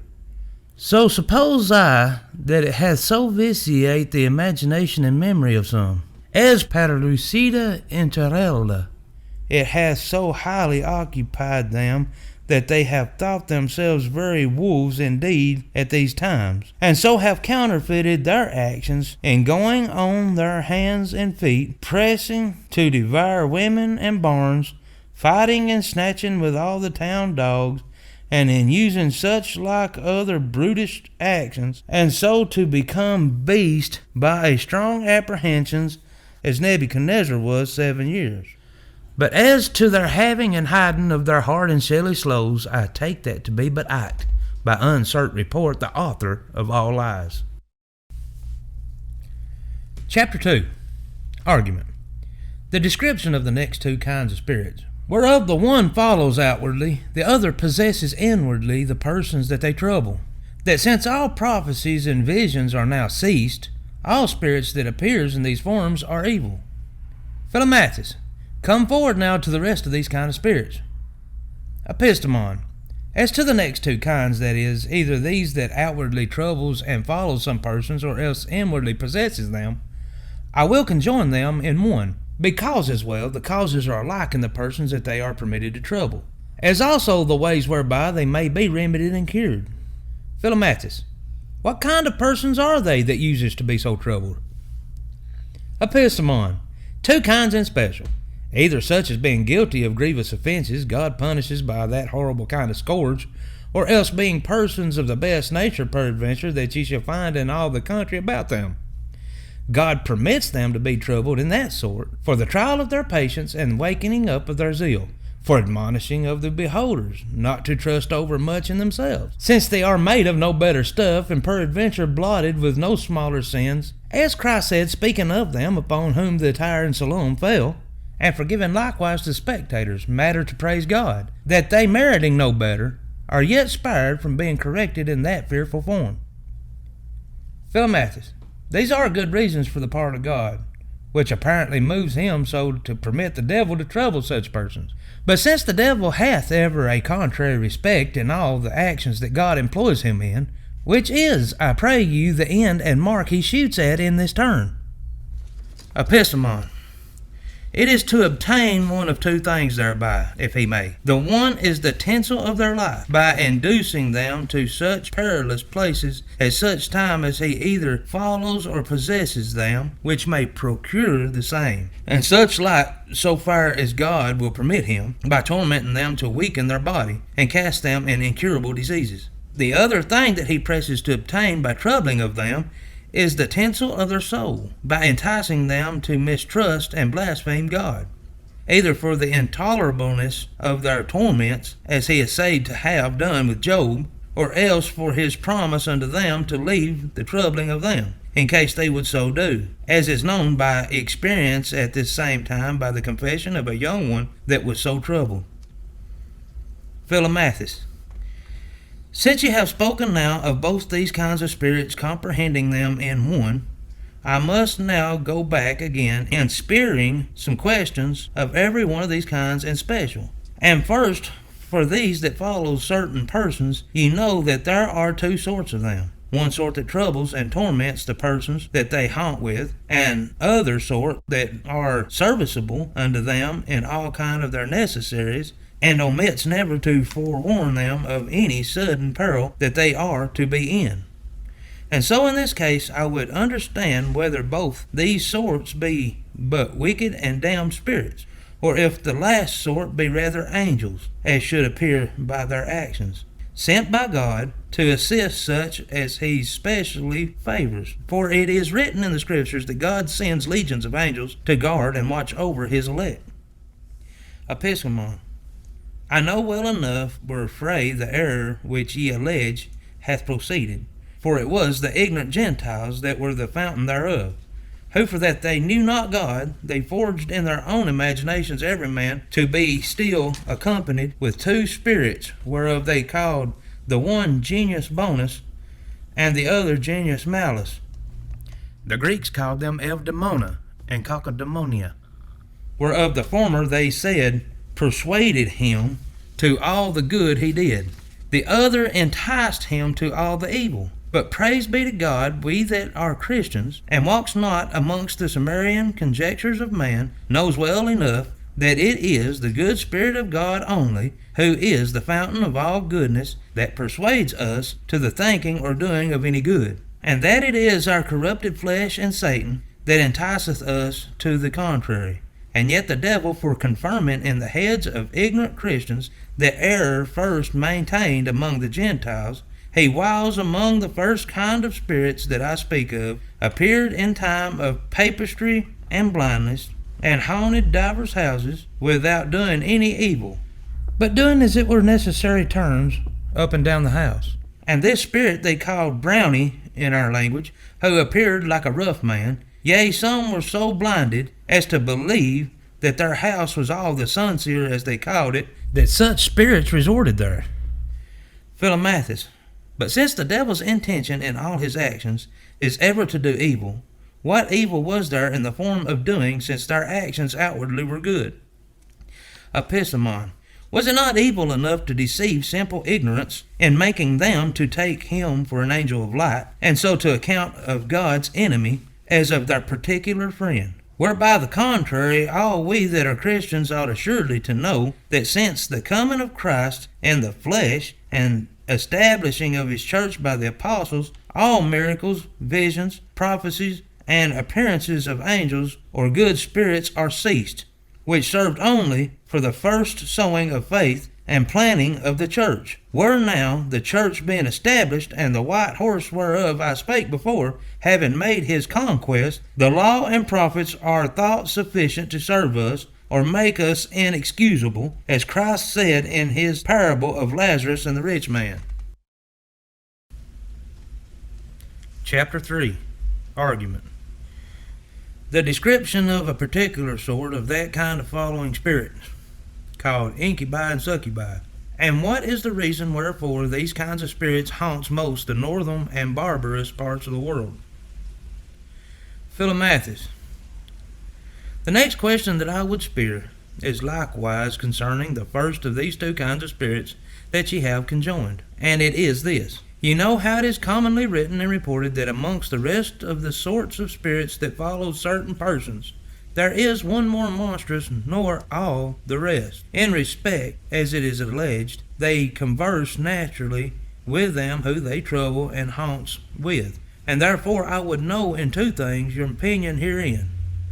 First, if such a thing can be, and next, if it be, whether there be a difference of sexes among these spirits or not.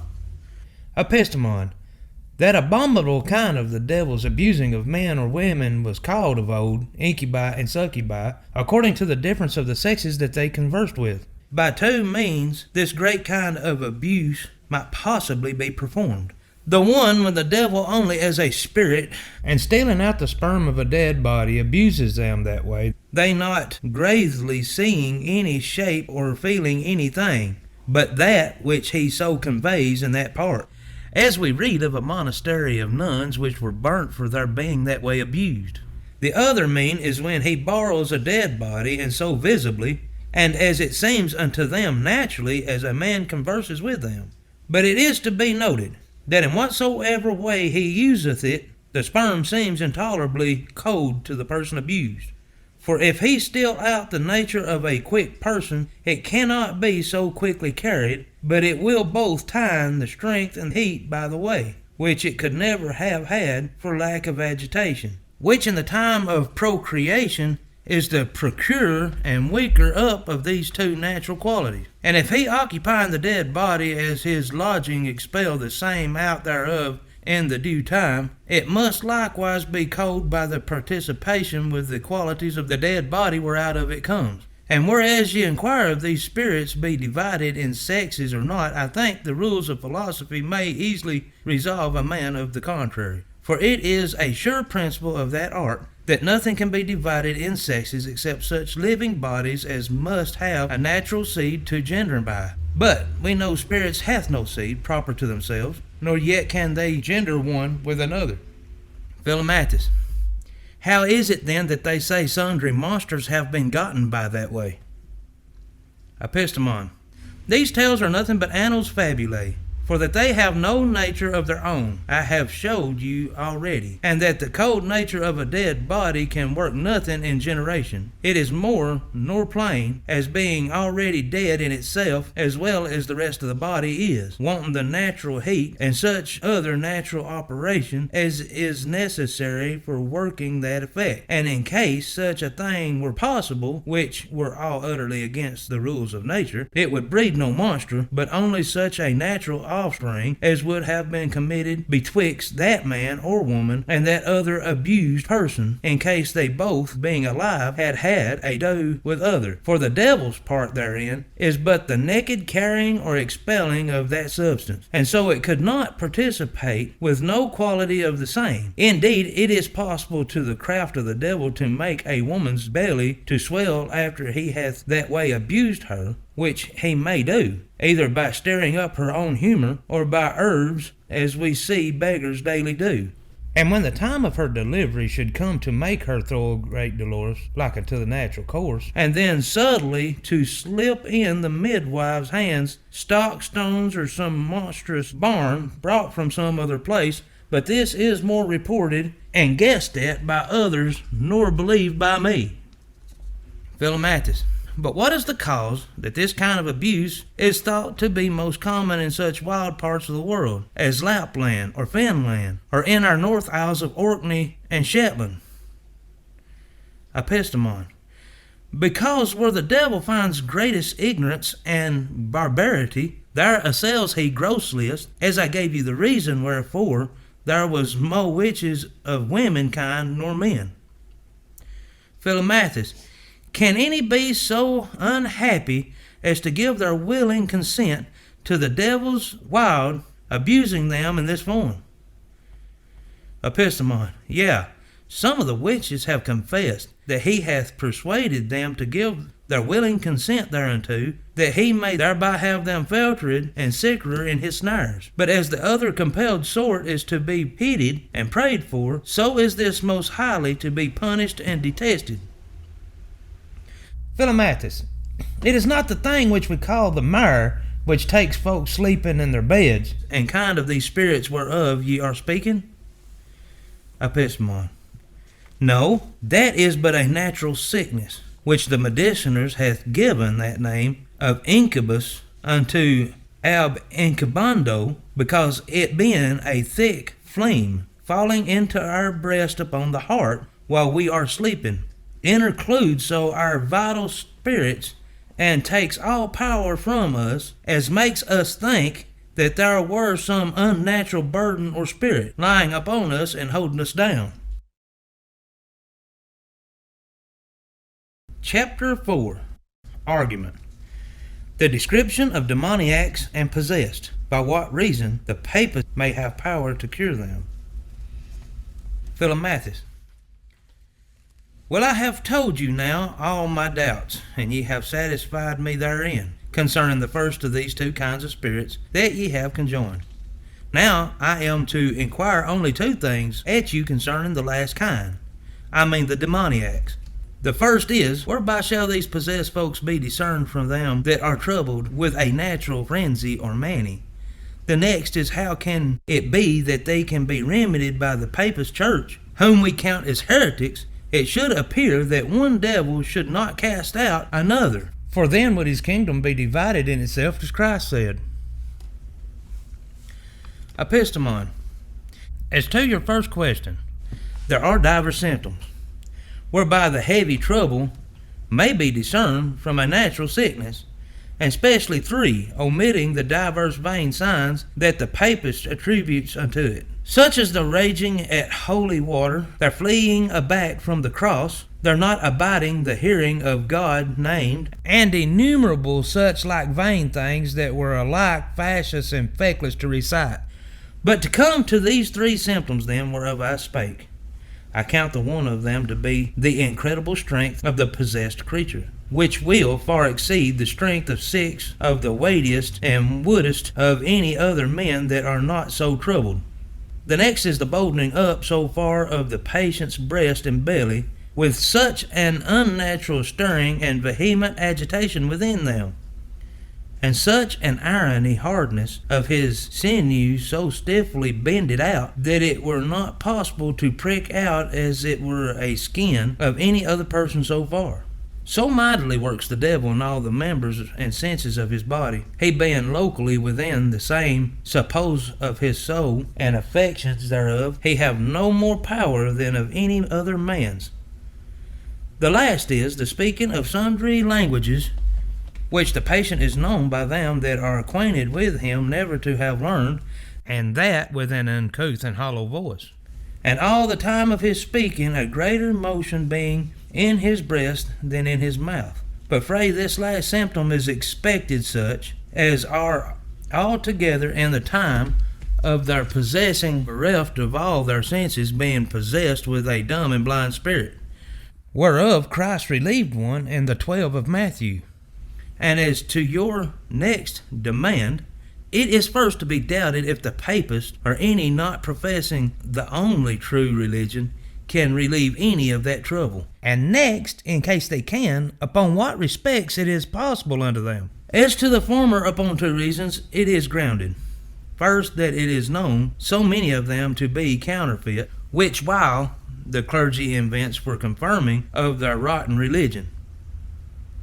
The next is that by experience we find that few who are possessed indeed are fully cured by them, but rather the devil is content to release the bodily hurting of them for a short space, thereby to obtain the perpetual hurt of the souls of so many, that by these false miracles may be induced or confirmed in the profession of that erroneous religion, even as I told you before that he doth in the false cures and casting off of diseases by witches. As to the other part of the argument, in case they can, which rather with reverence of a learned thinking other ways, I am induced to believe, by reason of the faithful report that men sound of religion have made according to their sight thereof, I think if so be, I say these may be the respects whereupon the papists may have that power. Christ gave a commission and power to his apostles to cast out devils, which they according thereunto put in execution. The rule he bade them observe in that action was fasting and prayer, and the action itself to be done in his name. This power of theirs proceeded not then of any virtue in them, but only in him who directed them, as was clearly proved by Judas, his having as great power in that commission as any of the rest. It is easy then to be understand that the casting out of devils is by the virtue of fasting and prayer, and in calling of the name of God. Suppose many imperfections be in the person that is the instrument, as Christ himself teaches us, of the power that false prophets shall have to cast out devils.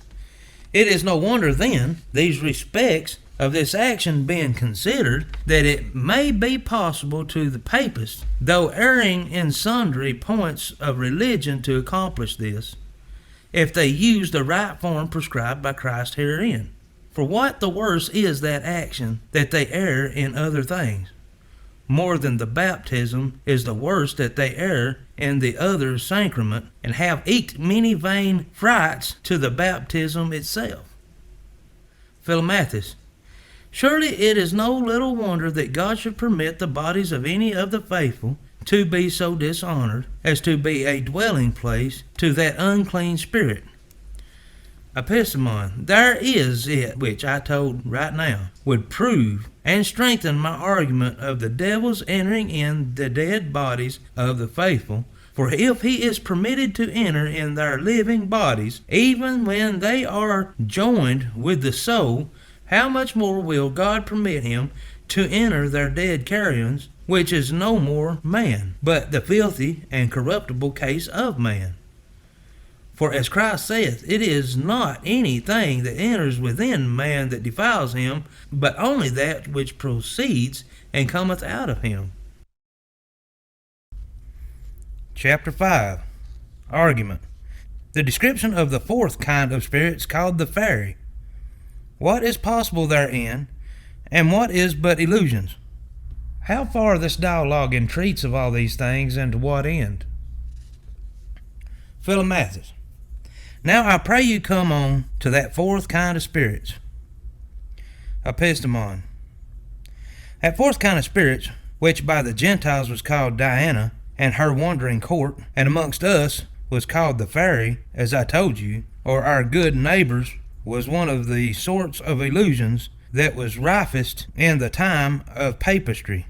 For although it was holden odious to prophesy by the devil, yet whom these kind of spirits carried away and informed, They were thought to be sunsiest and of best life. To speak of the many vain traddles founded upon that illusion, how there was a king and queen of fairy, of such a jolly court and train as they had, how they had attend and duty as it were of all goods, how they naturally rode and went, eat and drank, and did all other actions like natural men and women. I think it like her Virgil's Compi Elici, nor anything that ought to be believed by Christians, except, in general, that as I spake sundry times before, the devil eluded the senses of sundry simple creatures, and making them believe that they saw and heard such things as were nothing so indeed. Philomathus.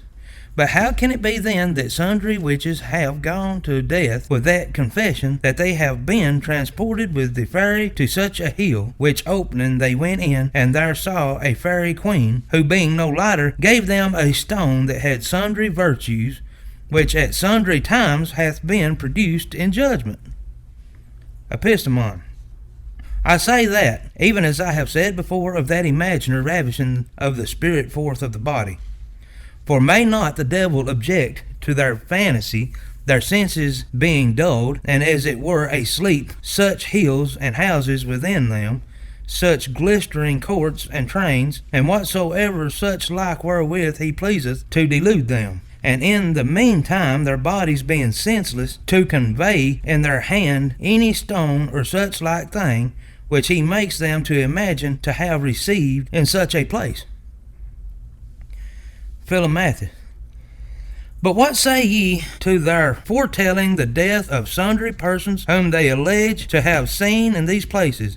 That is, a sooth dream, as they say, since they see it walking. Epistemon.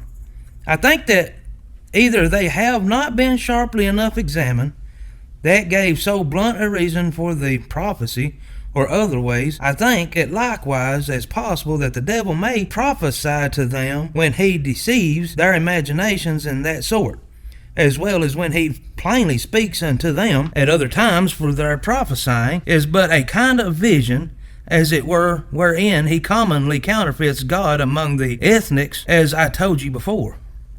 Philomathus. I would know now whether these kinds of spirits may only appear to witches, or if they may also appear to any other. Epistemon. They may do to both, to the innocent sort, either to affray them, or to seem to be a better sort of folks nor unclean spirits are, and to the witches, to be a colour of safety for them, that ignorant magistrates may not punish them for it, as I told even now. But as the one sort for being perforce troubled with them ought to be pitied, so ought the other sort, who may be discerned by their taking upon them to prophesy by them. That sort, I say, ought as severely to be punished as any other witches, and rather the more, that they go disassemblingly to work. Philomathus. And what makes the spirits have so different names from others? Epistemon. Even the knavery of that same devil, who as he eludes the necromancers with innumerable feigned names for him and his angels, as in special making Satan, Beelzebub, and Lucifer to be three sundry spirits, where we find the two former but divers names given to the prince of all the rebelling angels by the Scripture, as by Christ the prince of all the devils is called Beelzebub in that place, which I alleged against the power of any heretics to cast out devils. By John in the Revelation, the old tempter is called Satan, the prince of all the evil angels, and the last, to wit, Lucifer, is but by allegoric taken from the day star, so named in divers places of the Scriptures, because of his excellency, I mean the prince of them, in his creation before his fall. Even so, I say he deceives the witches by attributing to himself divers names, as if every divers shape that he transforms himself in were divers kind of spirit. Philomathus. But I have heard many more strange tales of this fairy, nor ye have yet told me. Epistemon. As well I do in that, as I did in all the rest of my discourse. For because the ground of this conference of ours proceeded of your spearing at me at our meeting, if there was such a thing as witches or spirits, and if they had any power, I therefore have framed my whole discourse only to prove that such things are and may be, by such number of examples as I show to be possible and by reason, and keeps me from dipping any further in playing the part of a dictionary, to tell whatever I have read or heard in that purpose, which both would exceed faith, and rather would seem to teach such unlawful arts, nor to disallow and condemn them, as it is the duty of all Christians to do. Chapter 6. Argument. Of the trial and punishment of witches. What sort of accusations ought to be admitted against them? What is the cause of the increasing so far of their number in this age? Philomathes. Then, to make an end of our conference, since I see it draws late, what form of punishment, think ye, merits these magicians and witches? For I see that ye account them to be all alike guilty. Epistemon. They ought to be put to death according to the law of God, the civil and imperial law and municipal law of all Christian nations. Philomathes. But what kind of death, I pray you? Epistemon. It is commonly used by fire, but that is an indifferent thing to be used in every country according to the law or customs thereof. Philomathes. But ought no sex, age, or rank to be exempt? Epistemon. None at all, being so used by the lawful magistrate, for it is the highest point of idolatry, wherein no exception is admitted by the law of God. Philomathes. Then bairns may not be spared? Epistemon. Yea, not a hair the less of my conclusion, for they are not that capable of reason as to practice such things, and for any being in company and not revealing thereof, their less and ignorant age will no doubt excuse them. Philomathes. I see ye condemn them all that are of the counsel of such crafts. Epistemon. No doubt, for as I said, speaking of magi, the consulters, trusters in, overseers, entertainers, or stirrers up of these crafts folks are equally guilty with themselves that are the practicers. Philomathes. Whether may the prince then, or supreme magistrate, spare or oversee any that are guilty of that craft, upon some great respects known to him? Epistemon.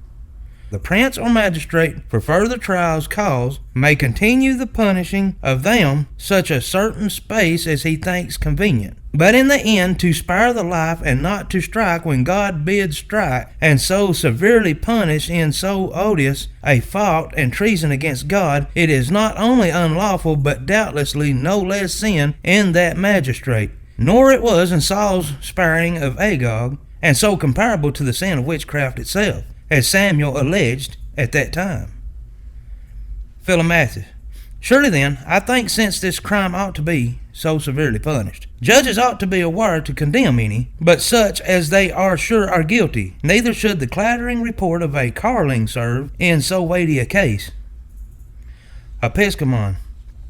Judges ought indeed to beware whom they condemn, for it is a great crime, as Solomon saith, to condemn the innocent, as to let the guilty escape free.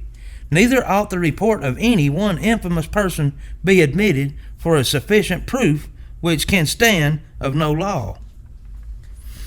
Philomathes. And what may a number then of guilty persons' confessions work against one that is accused? Epistemon. The assay must serve for interpreter of our law in that respect. But in my opinion, since in the matter of treason against the prince, barons, and wives, or never so defamed persons, may of our law serve for sufficient witnesses and proofs, I think surely that by a far greater reason such witnesses may be sufficient in matters of high treason against God. For who but witches can prove and so witness of the doings of witches? Philomathes. Indeed, I trow they will be loath to put any honest man upon their counsel. But what if they accuse folk to have been present at their imaginary conventions in the spirit, when their bodies lies senseless, as ye have said? Epistemon. I think they are not a hair the less guilty, for the devil does never have borrowed their shadow or similitude to that turn if their consent had not been at it, and the consent of these turns is death of the law. Philomathus. Then Samuel was a witch, for the devil resembled his shape and played his person in giving response to Saul. Epistemon.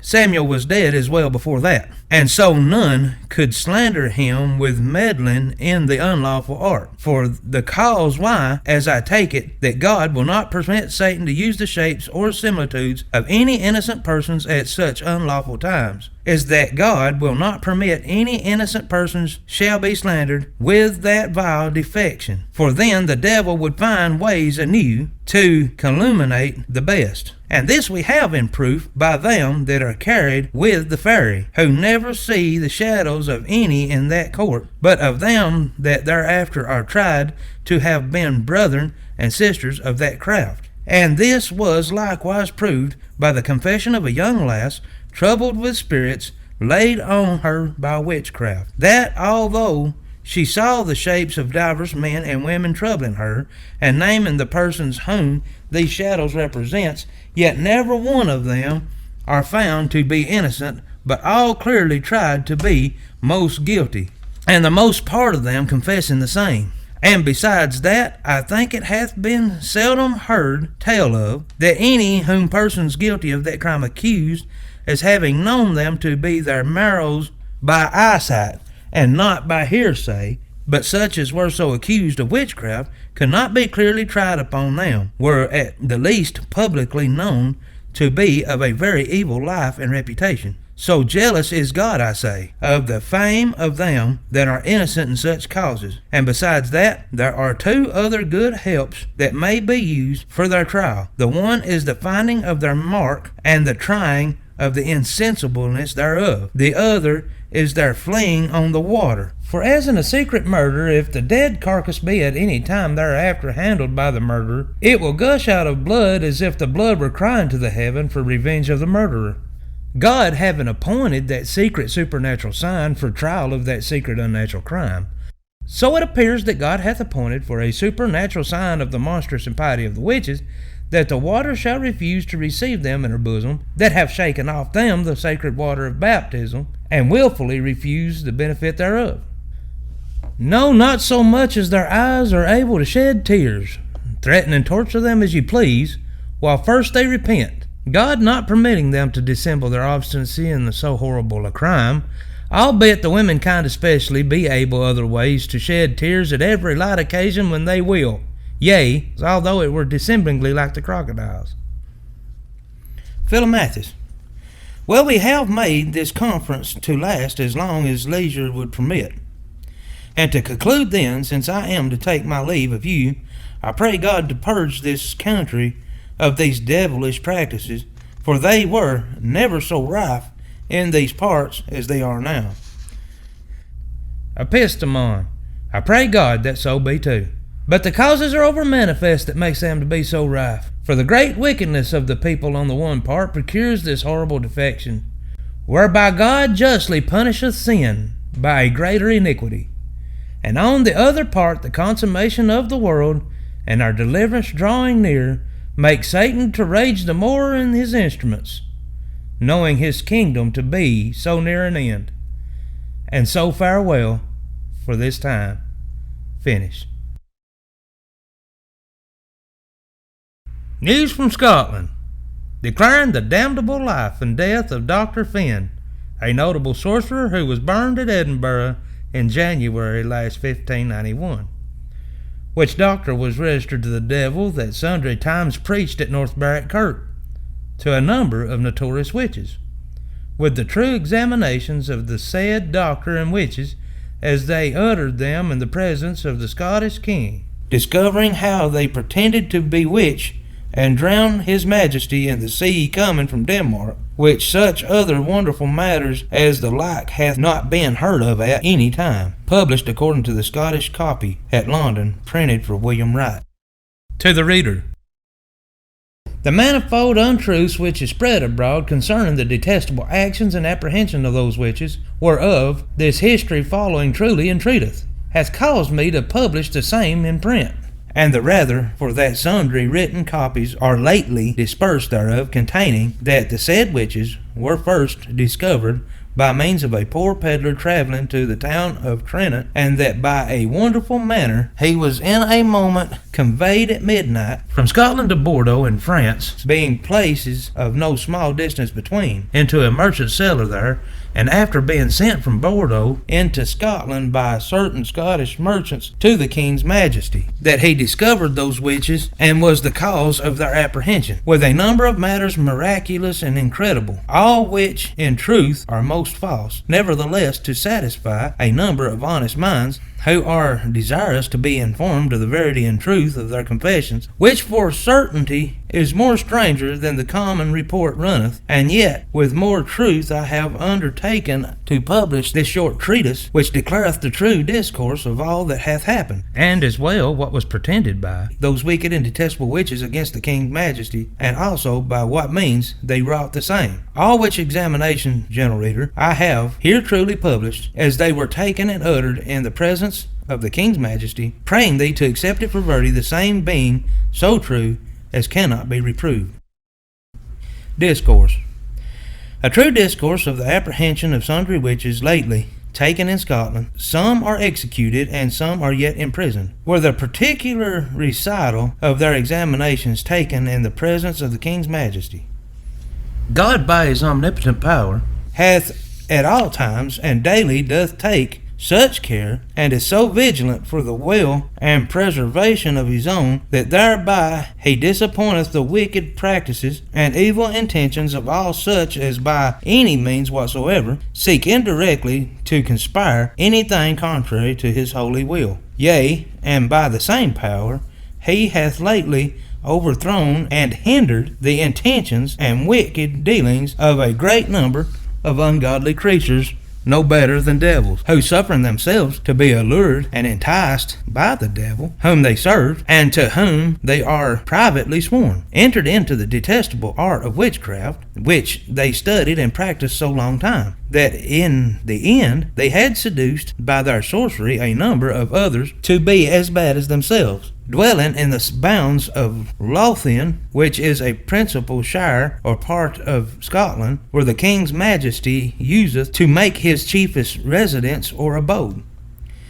And to the end of their detestable wickedness, which they privily had pretended against the King's Majesty, the commonweal of that country, with the nobility and subjects of the same, should come to light. God of his unspeakable goodness did reveal and lay it open in very strange sort, thereby to make known unto the world that their actions were contrary to the law of God, and the natural affection which we ought generally to bear one to another, the manner of the revealing whereof was as followeth. Within the town of Trent, in the kingdom of Scotland, there dwelleth one David Seaton, who being deputy bailiff in the said town, had a maidservant called Gillias Duncan, who used secretly to be absent and to lie forth of her master's house every other night.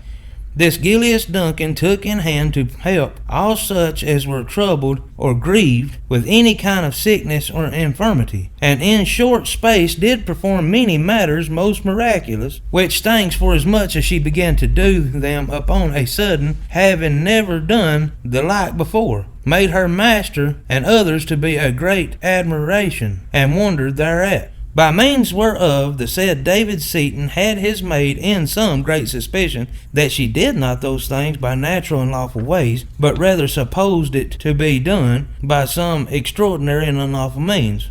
Whereupon her master began to grow very inquisitive, and examine her which way and by what means she were able to perform matters of so great importance.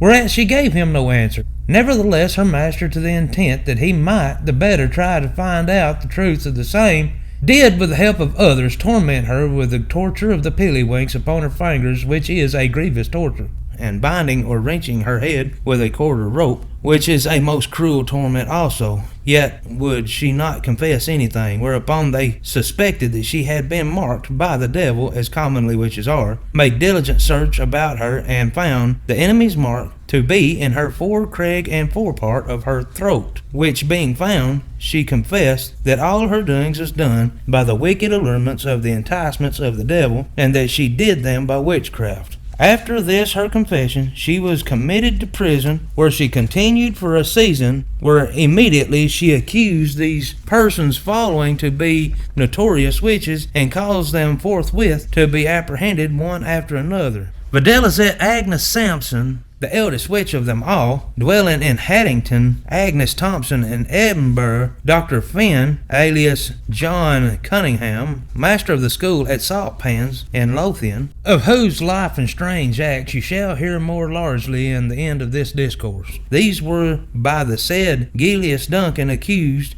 as also George Mott's wife, dwelling in Saltpans, Robert Grierson Skipper, and Janet Bandalandis with the porter's wife of Seaton, the smith at the bridge Hollis, with innumerable others in that parts, and dwelling in those bounds aforesaid, of whom some are already executed, the rest remain in prison to receive the doom of judgment at the King Majesty's will and pleasure. The said Gilius Duncan also caused Euphane Milream to be apprehended, who conspired and performed the death of her godfather, and who used her art upon the gentleman, being one of the lords and justices of the session, for bearing good will to her daughter. She also caused to be apprehended one Barbara Napier, for bewitching to death Archibald, last Earl of Angus, who languished to death by witchcraft, and yet the same was not suspected, but that he died of so strange a disease as the physician knew not how to cure or remedy the same.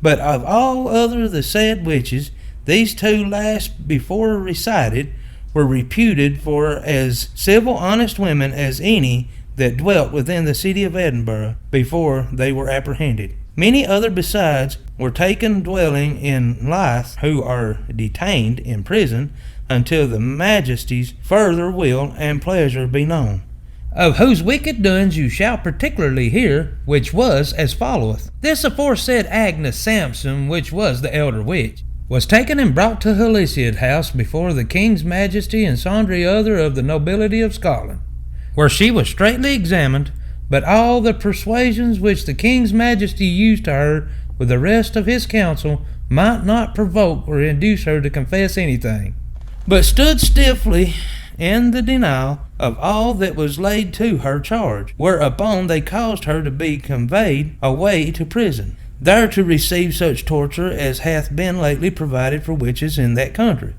And forasmuch as by due examination of witchcraft and witches in Scotland, it hath lately been found that the devil doth generally mark them with a private mark, by reason the witches have confessed themselves that the devil doth lick them with his tongue in some private part of their body before he doth receive them to be his servants, which mark commonly is given them under the hair in some part of their body, whereby it may not easily be found out or seen, although they be searched.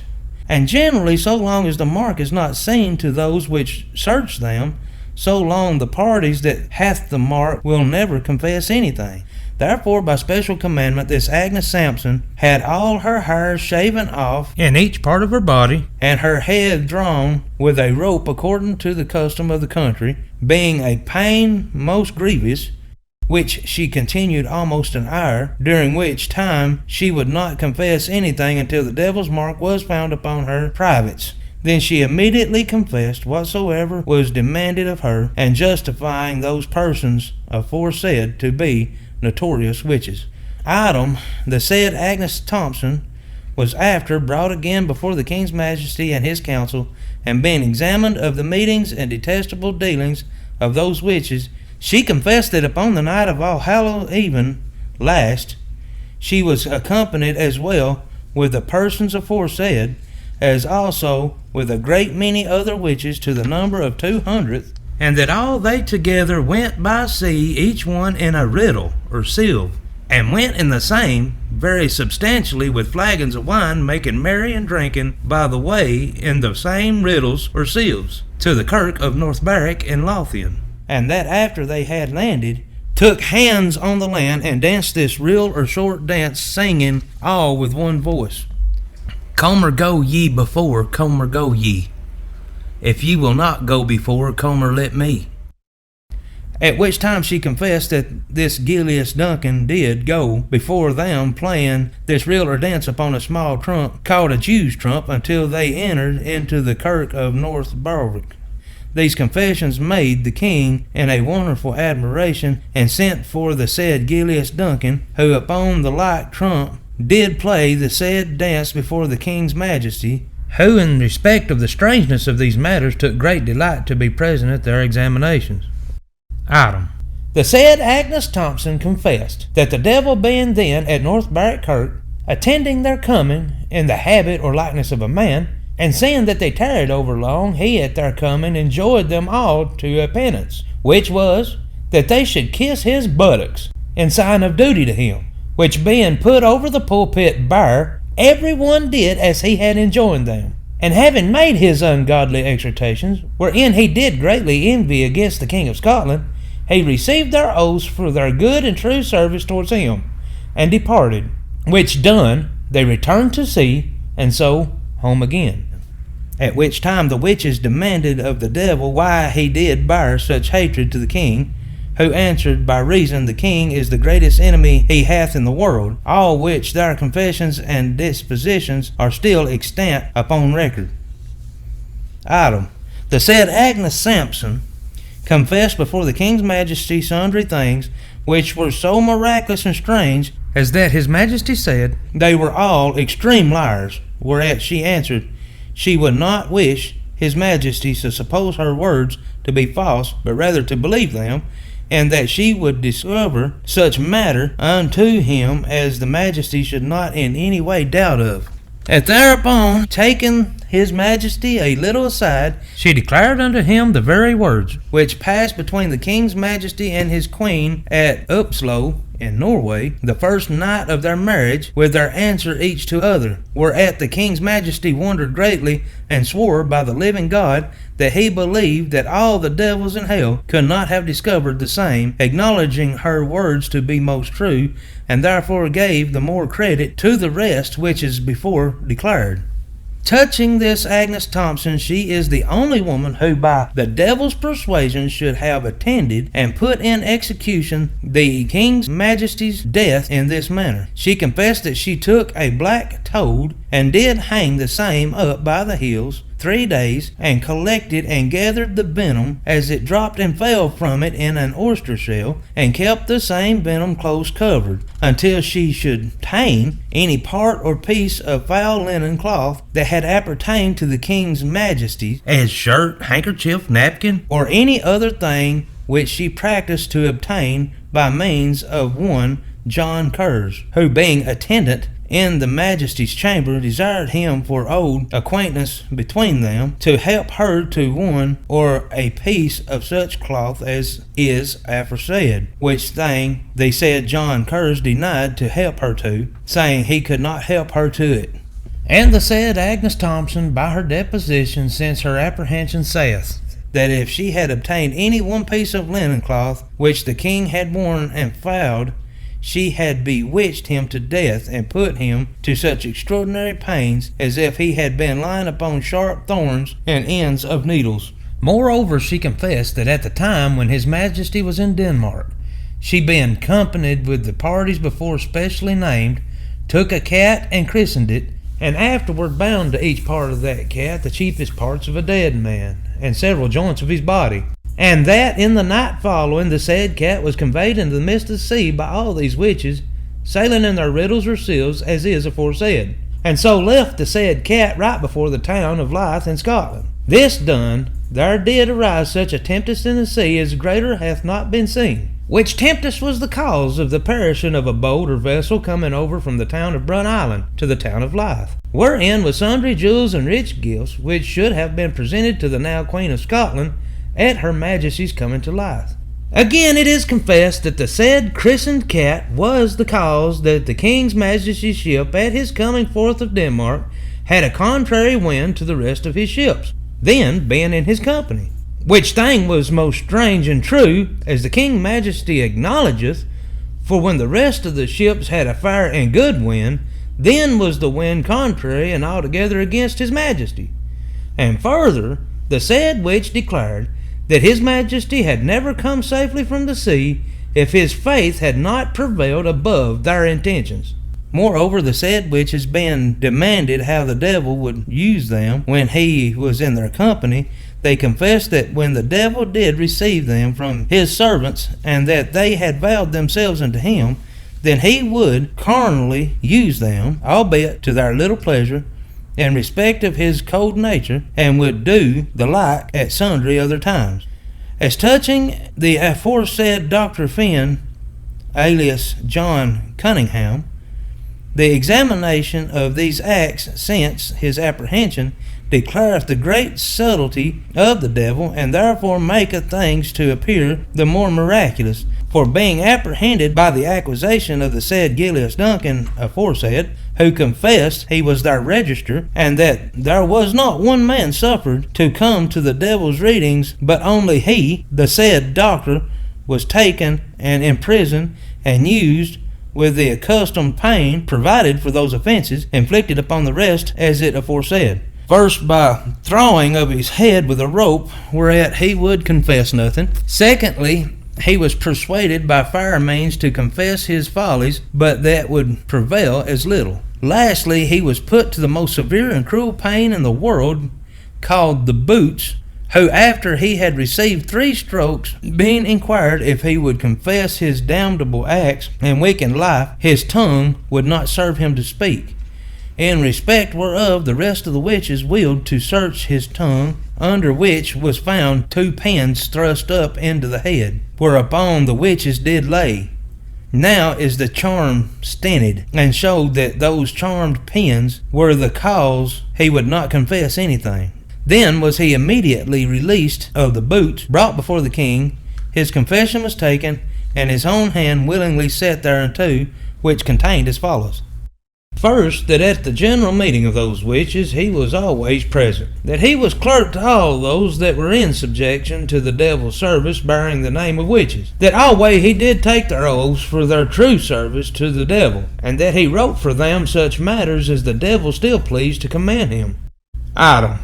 He confessed that by his witchcraft he did bewitch a gentleman dwelling near to the salt pans where the said doctor kept school, only for being enamored of a gentlewoman whom he loved himself. By means of which his sorcery, witchcraft, and devilish practices, he caused the said gentleman that once in 24 hours he fell into a lunacy and madness, and so continued 1 whole hour together, and for the verity of the same, he caused the gentleman to be brought before the King's Majesty, which was upon the 24th day of December last. And being in his Majesty's chamber, suddenly he gave a great screech and fell into a madness, sometime bending himself and sometimes capering so directly up that his head did touch the ceiling of the chamber, to the great admiration of his Majesty's and others then present, so that all the gentlemen in the chamber were not able to hold him until they called in more help, who together bound him hand and foot, and suffering the said gentleman to lie still until his fury was past, he within an hour came again to himself, when being demanded of the King's Majesty what he saw or did all that while,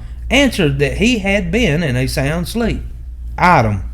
The said doctor did also confess that he had used means sundry times to attain his purpose and wicked intent of the same gentlewoman, and seeing himself disappointed of his intention, he determined by all ways he might obtain the same, trusting by conjuring, witchcraft, and sorcery to obtain it in this manner. It happened this gentlewoman, being unmarried, had a brother who went to school with the said doctor, and calling his schooler to him, demanded if he did lie with his sister, who answered he did, by means whereof he thought to obtain his purpose, and therefore secretly promised to teach him without stripes, so he would obtain for him 3 hairs of his sister's privates, at such time as he should spy best occasion for it, which the youth promised faithfully to perform, and vowed speedily to put it in practice, taking a piece of conjured paper of his master to lap them in when he had gotten them. And thereupon the boy practiced nightly to obtain his master's purpose, especially when his sister was asleep.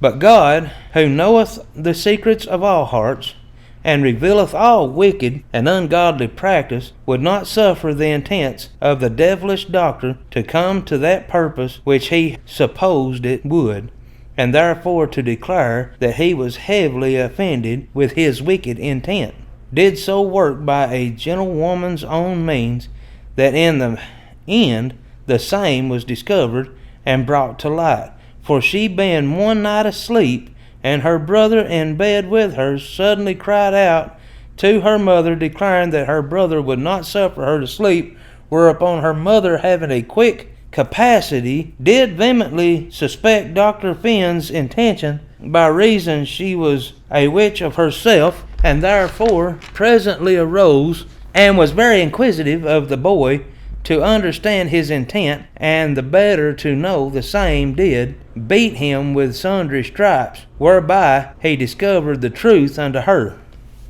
The mother, therefore, being well practised with witchcraft, did think it most convenient to meet with the doctor in his own art, and thereupon took the paper from the boy, wherein he should have put the same hairs, and went to a young heifer which never had borne calf nor gone to the bull, and with a pair of shears clipped off 3 hairs from the udder of the cow, and wrapped them in the same paper, which she again delivered to the boy, and then willing him to give the same to the said master, which he immediately did.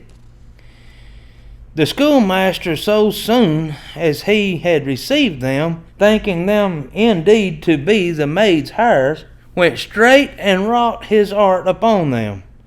But the doctor had no sooner done his intent to them, but presently the heifer or cow, whose hairs they were indeed, came unto the door of the church wherein the schoolmaster was, into the which the heifer went and made towards the schoolmaster, leaping and dancing upon him, and following him forth out of the church, and to what place soever he went, to the great admiration of all the townsmen of Saltpan, and many other who did behold the same.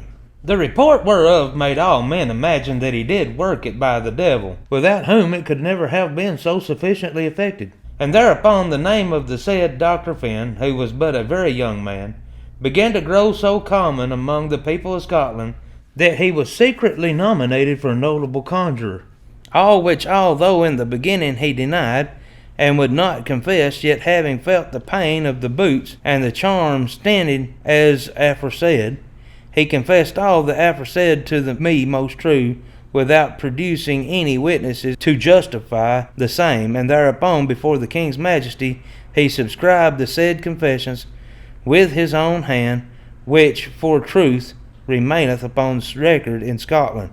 After that, the deposition and examinations of the said Dr. Finn alias Cunningham was taken as already is declared, with his own hand willingly set thereunto. He was by the master of the prison committed to ward, and appointed to a chamber by himself, were forsaken his wicked ways, acknowledging his most ungodly life, showing that he had too much followed the allurements and enticements of Satan, and fondly practiced his conclusions by conjuring, witchcraft, enchantment, sorcery, and such like.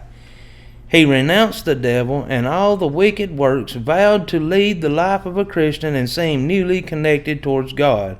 The morrow after, upon conference had with him, he granted that the devil had appeared unto him in the night before, apparelled all in black, with a white wand in his hand, and that the devil demanded of him if he would continue his faithful service according to the first oath and promise made to that effect, whom, as he had then said, he utterly renounced to his face, and said unto him in this manner, Avoid, Satan, avoid, for I have listened too much unto thee, and by the same thou hast undone me, in respect whereof I utterly forsake thee. To whom the devil answered, That once ere thou die, thou shalt be mine. And with that, as he said, the devil brake the white wand, and immediately vanished forth of his sight. Thus all the day this Dr. Fan continued very solitary, and seemed to have care of his own soul, and would call upon God, showing himself penitent for his wicked life.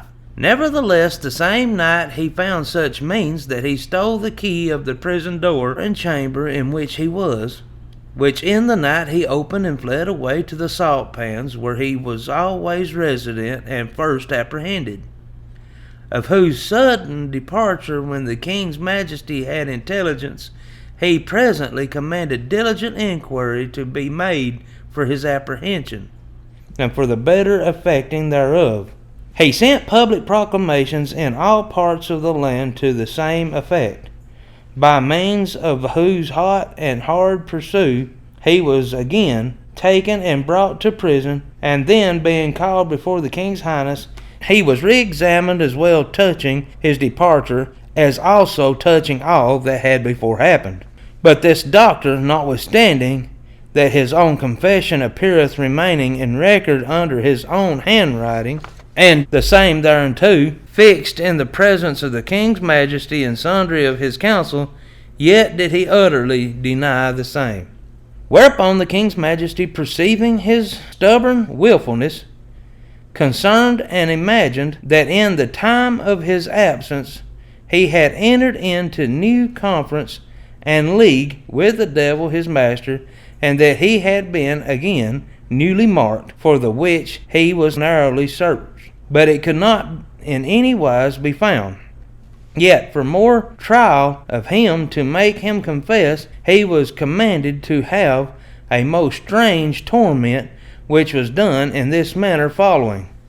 His nails upon his fingers were riven and pulled off with an instrument called in Scottish a turkis, which in England we call a pair of pincers, and under every nail there was thrust in 2 needles over even up to the heads. At all which torments notwithstanding, the doctor never shrunk any whit, neither would he then confess it the sooner for all the tortures inflicted upon him.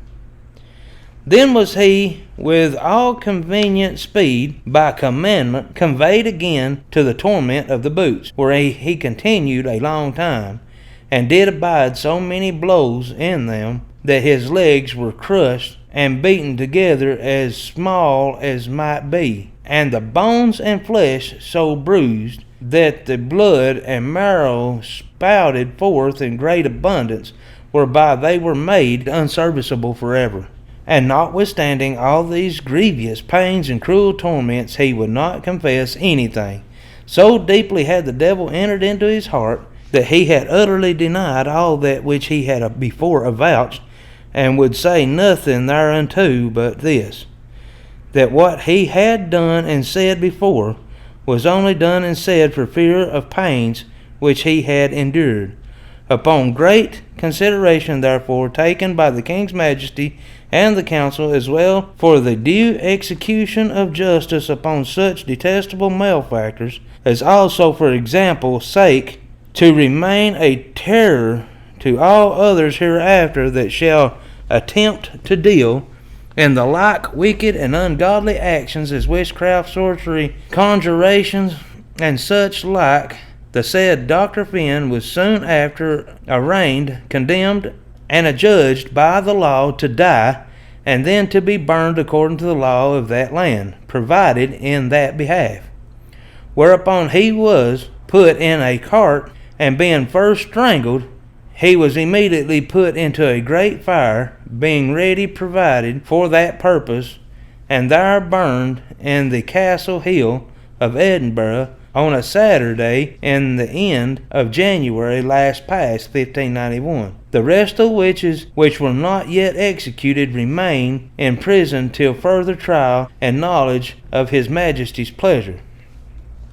The strange discourse before recited may perhaps give some occasions of doubt to such as shall happen to read the same, and thereby conjecture that the King's Majesty would not hazard himself in the presence of such notorious witches, lest thereby might have ensued great danger to his person and the general state of the land, which thing in truth might well have been feared. But to answer generally to such, let this suffice, that first it is well known that the king is the child and servant of God, and they but servants to the devil. He is the Lord's anointed, and they but vessels of God's wrath. He is a true Christian, and trusteth in God. They worse than infidels, for they only trust in the devil, who daily serve them, till he hath brought them to utter destruction. But hereby it seemeth that his highness courted a magnanimous and undainted mind, but feared with their enchantments, but resolute in this, that so long as God is with him, he feareth not who is against him. And truly, the whole scope of this treatise doth so plainly lay open the wonderful providence of the Almighty, that if he had not been defended by his omnipotency and power, his highness had never returned alive in the voyage from Denmark, so that there is no doubt but God would as well defend him on the land as on the sea, where they pretended their damnable practice. Finish. This now concludes the reading of Demonologie in the Form of a Dialogue by King James Stuart, 6th of Scotland, 1st of England. We thank you for listening. We hope that you've been blessed. God bless you, and have a great day.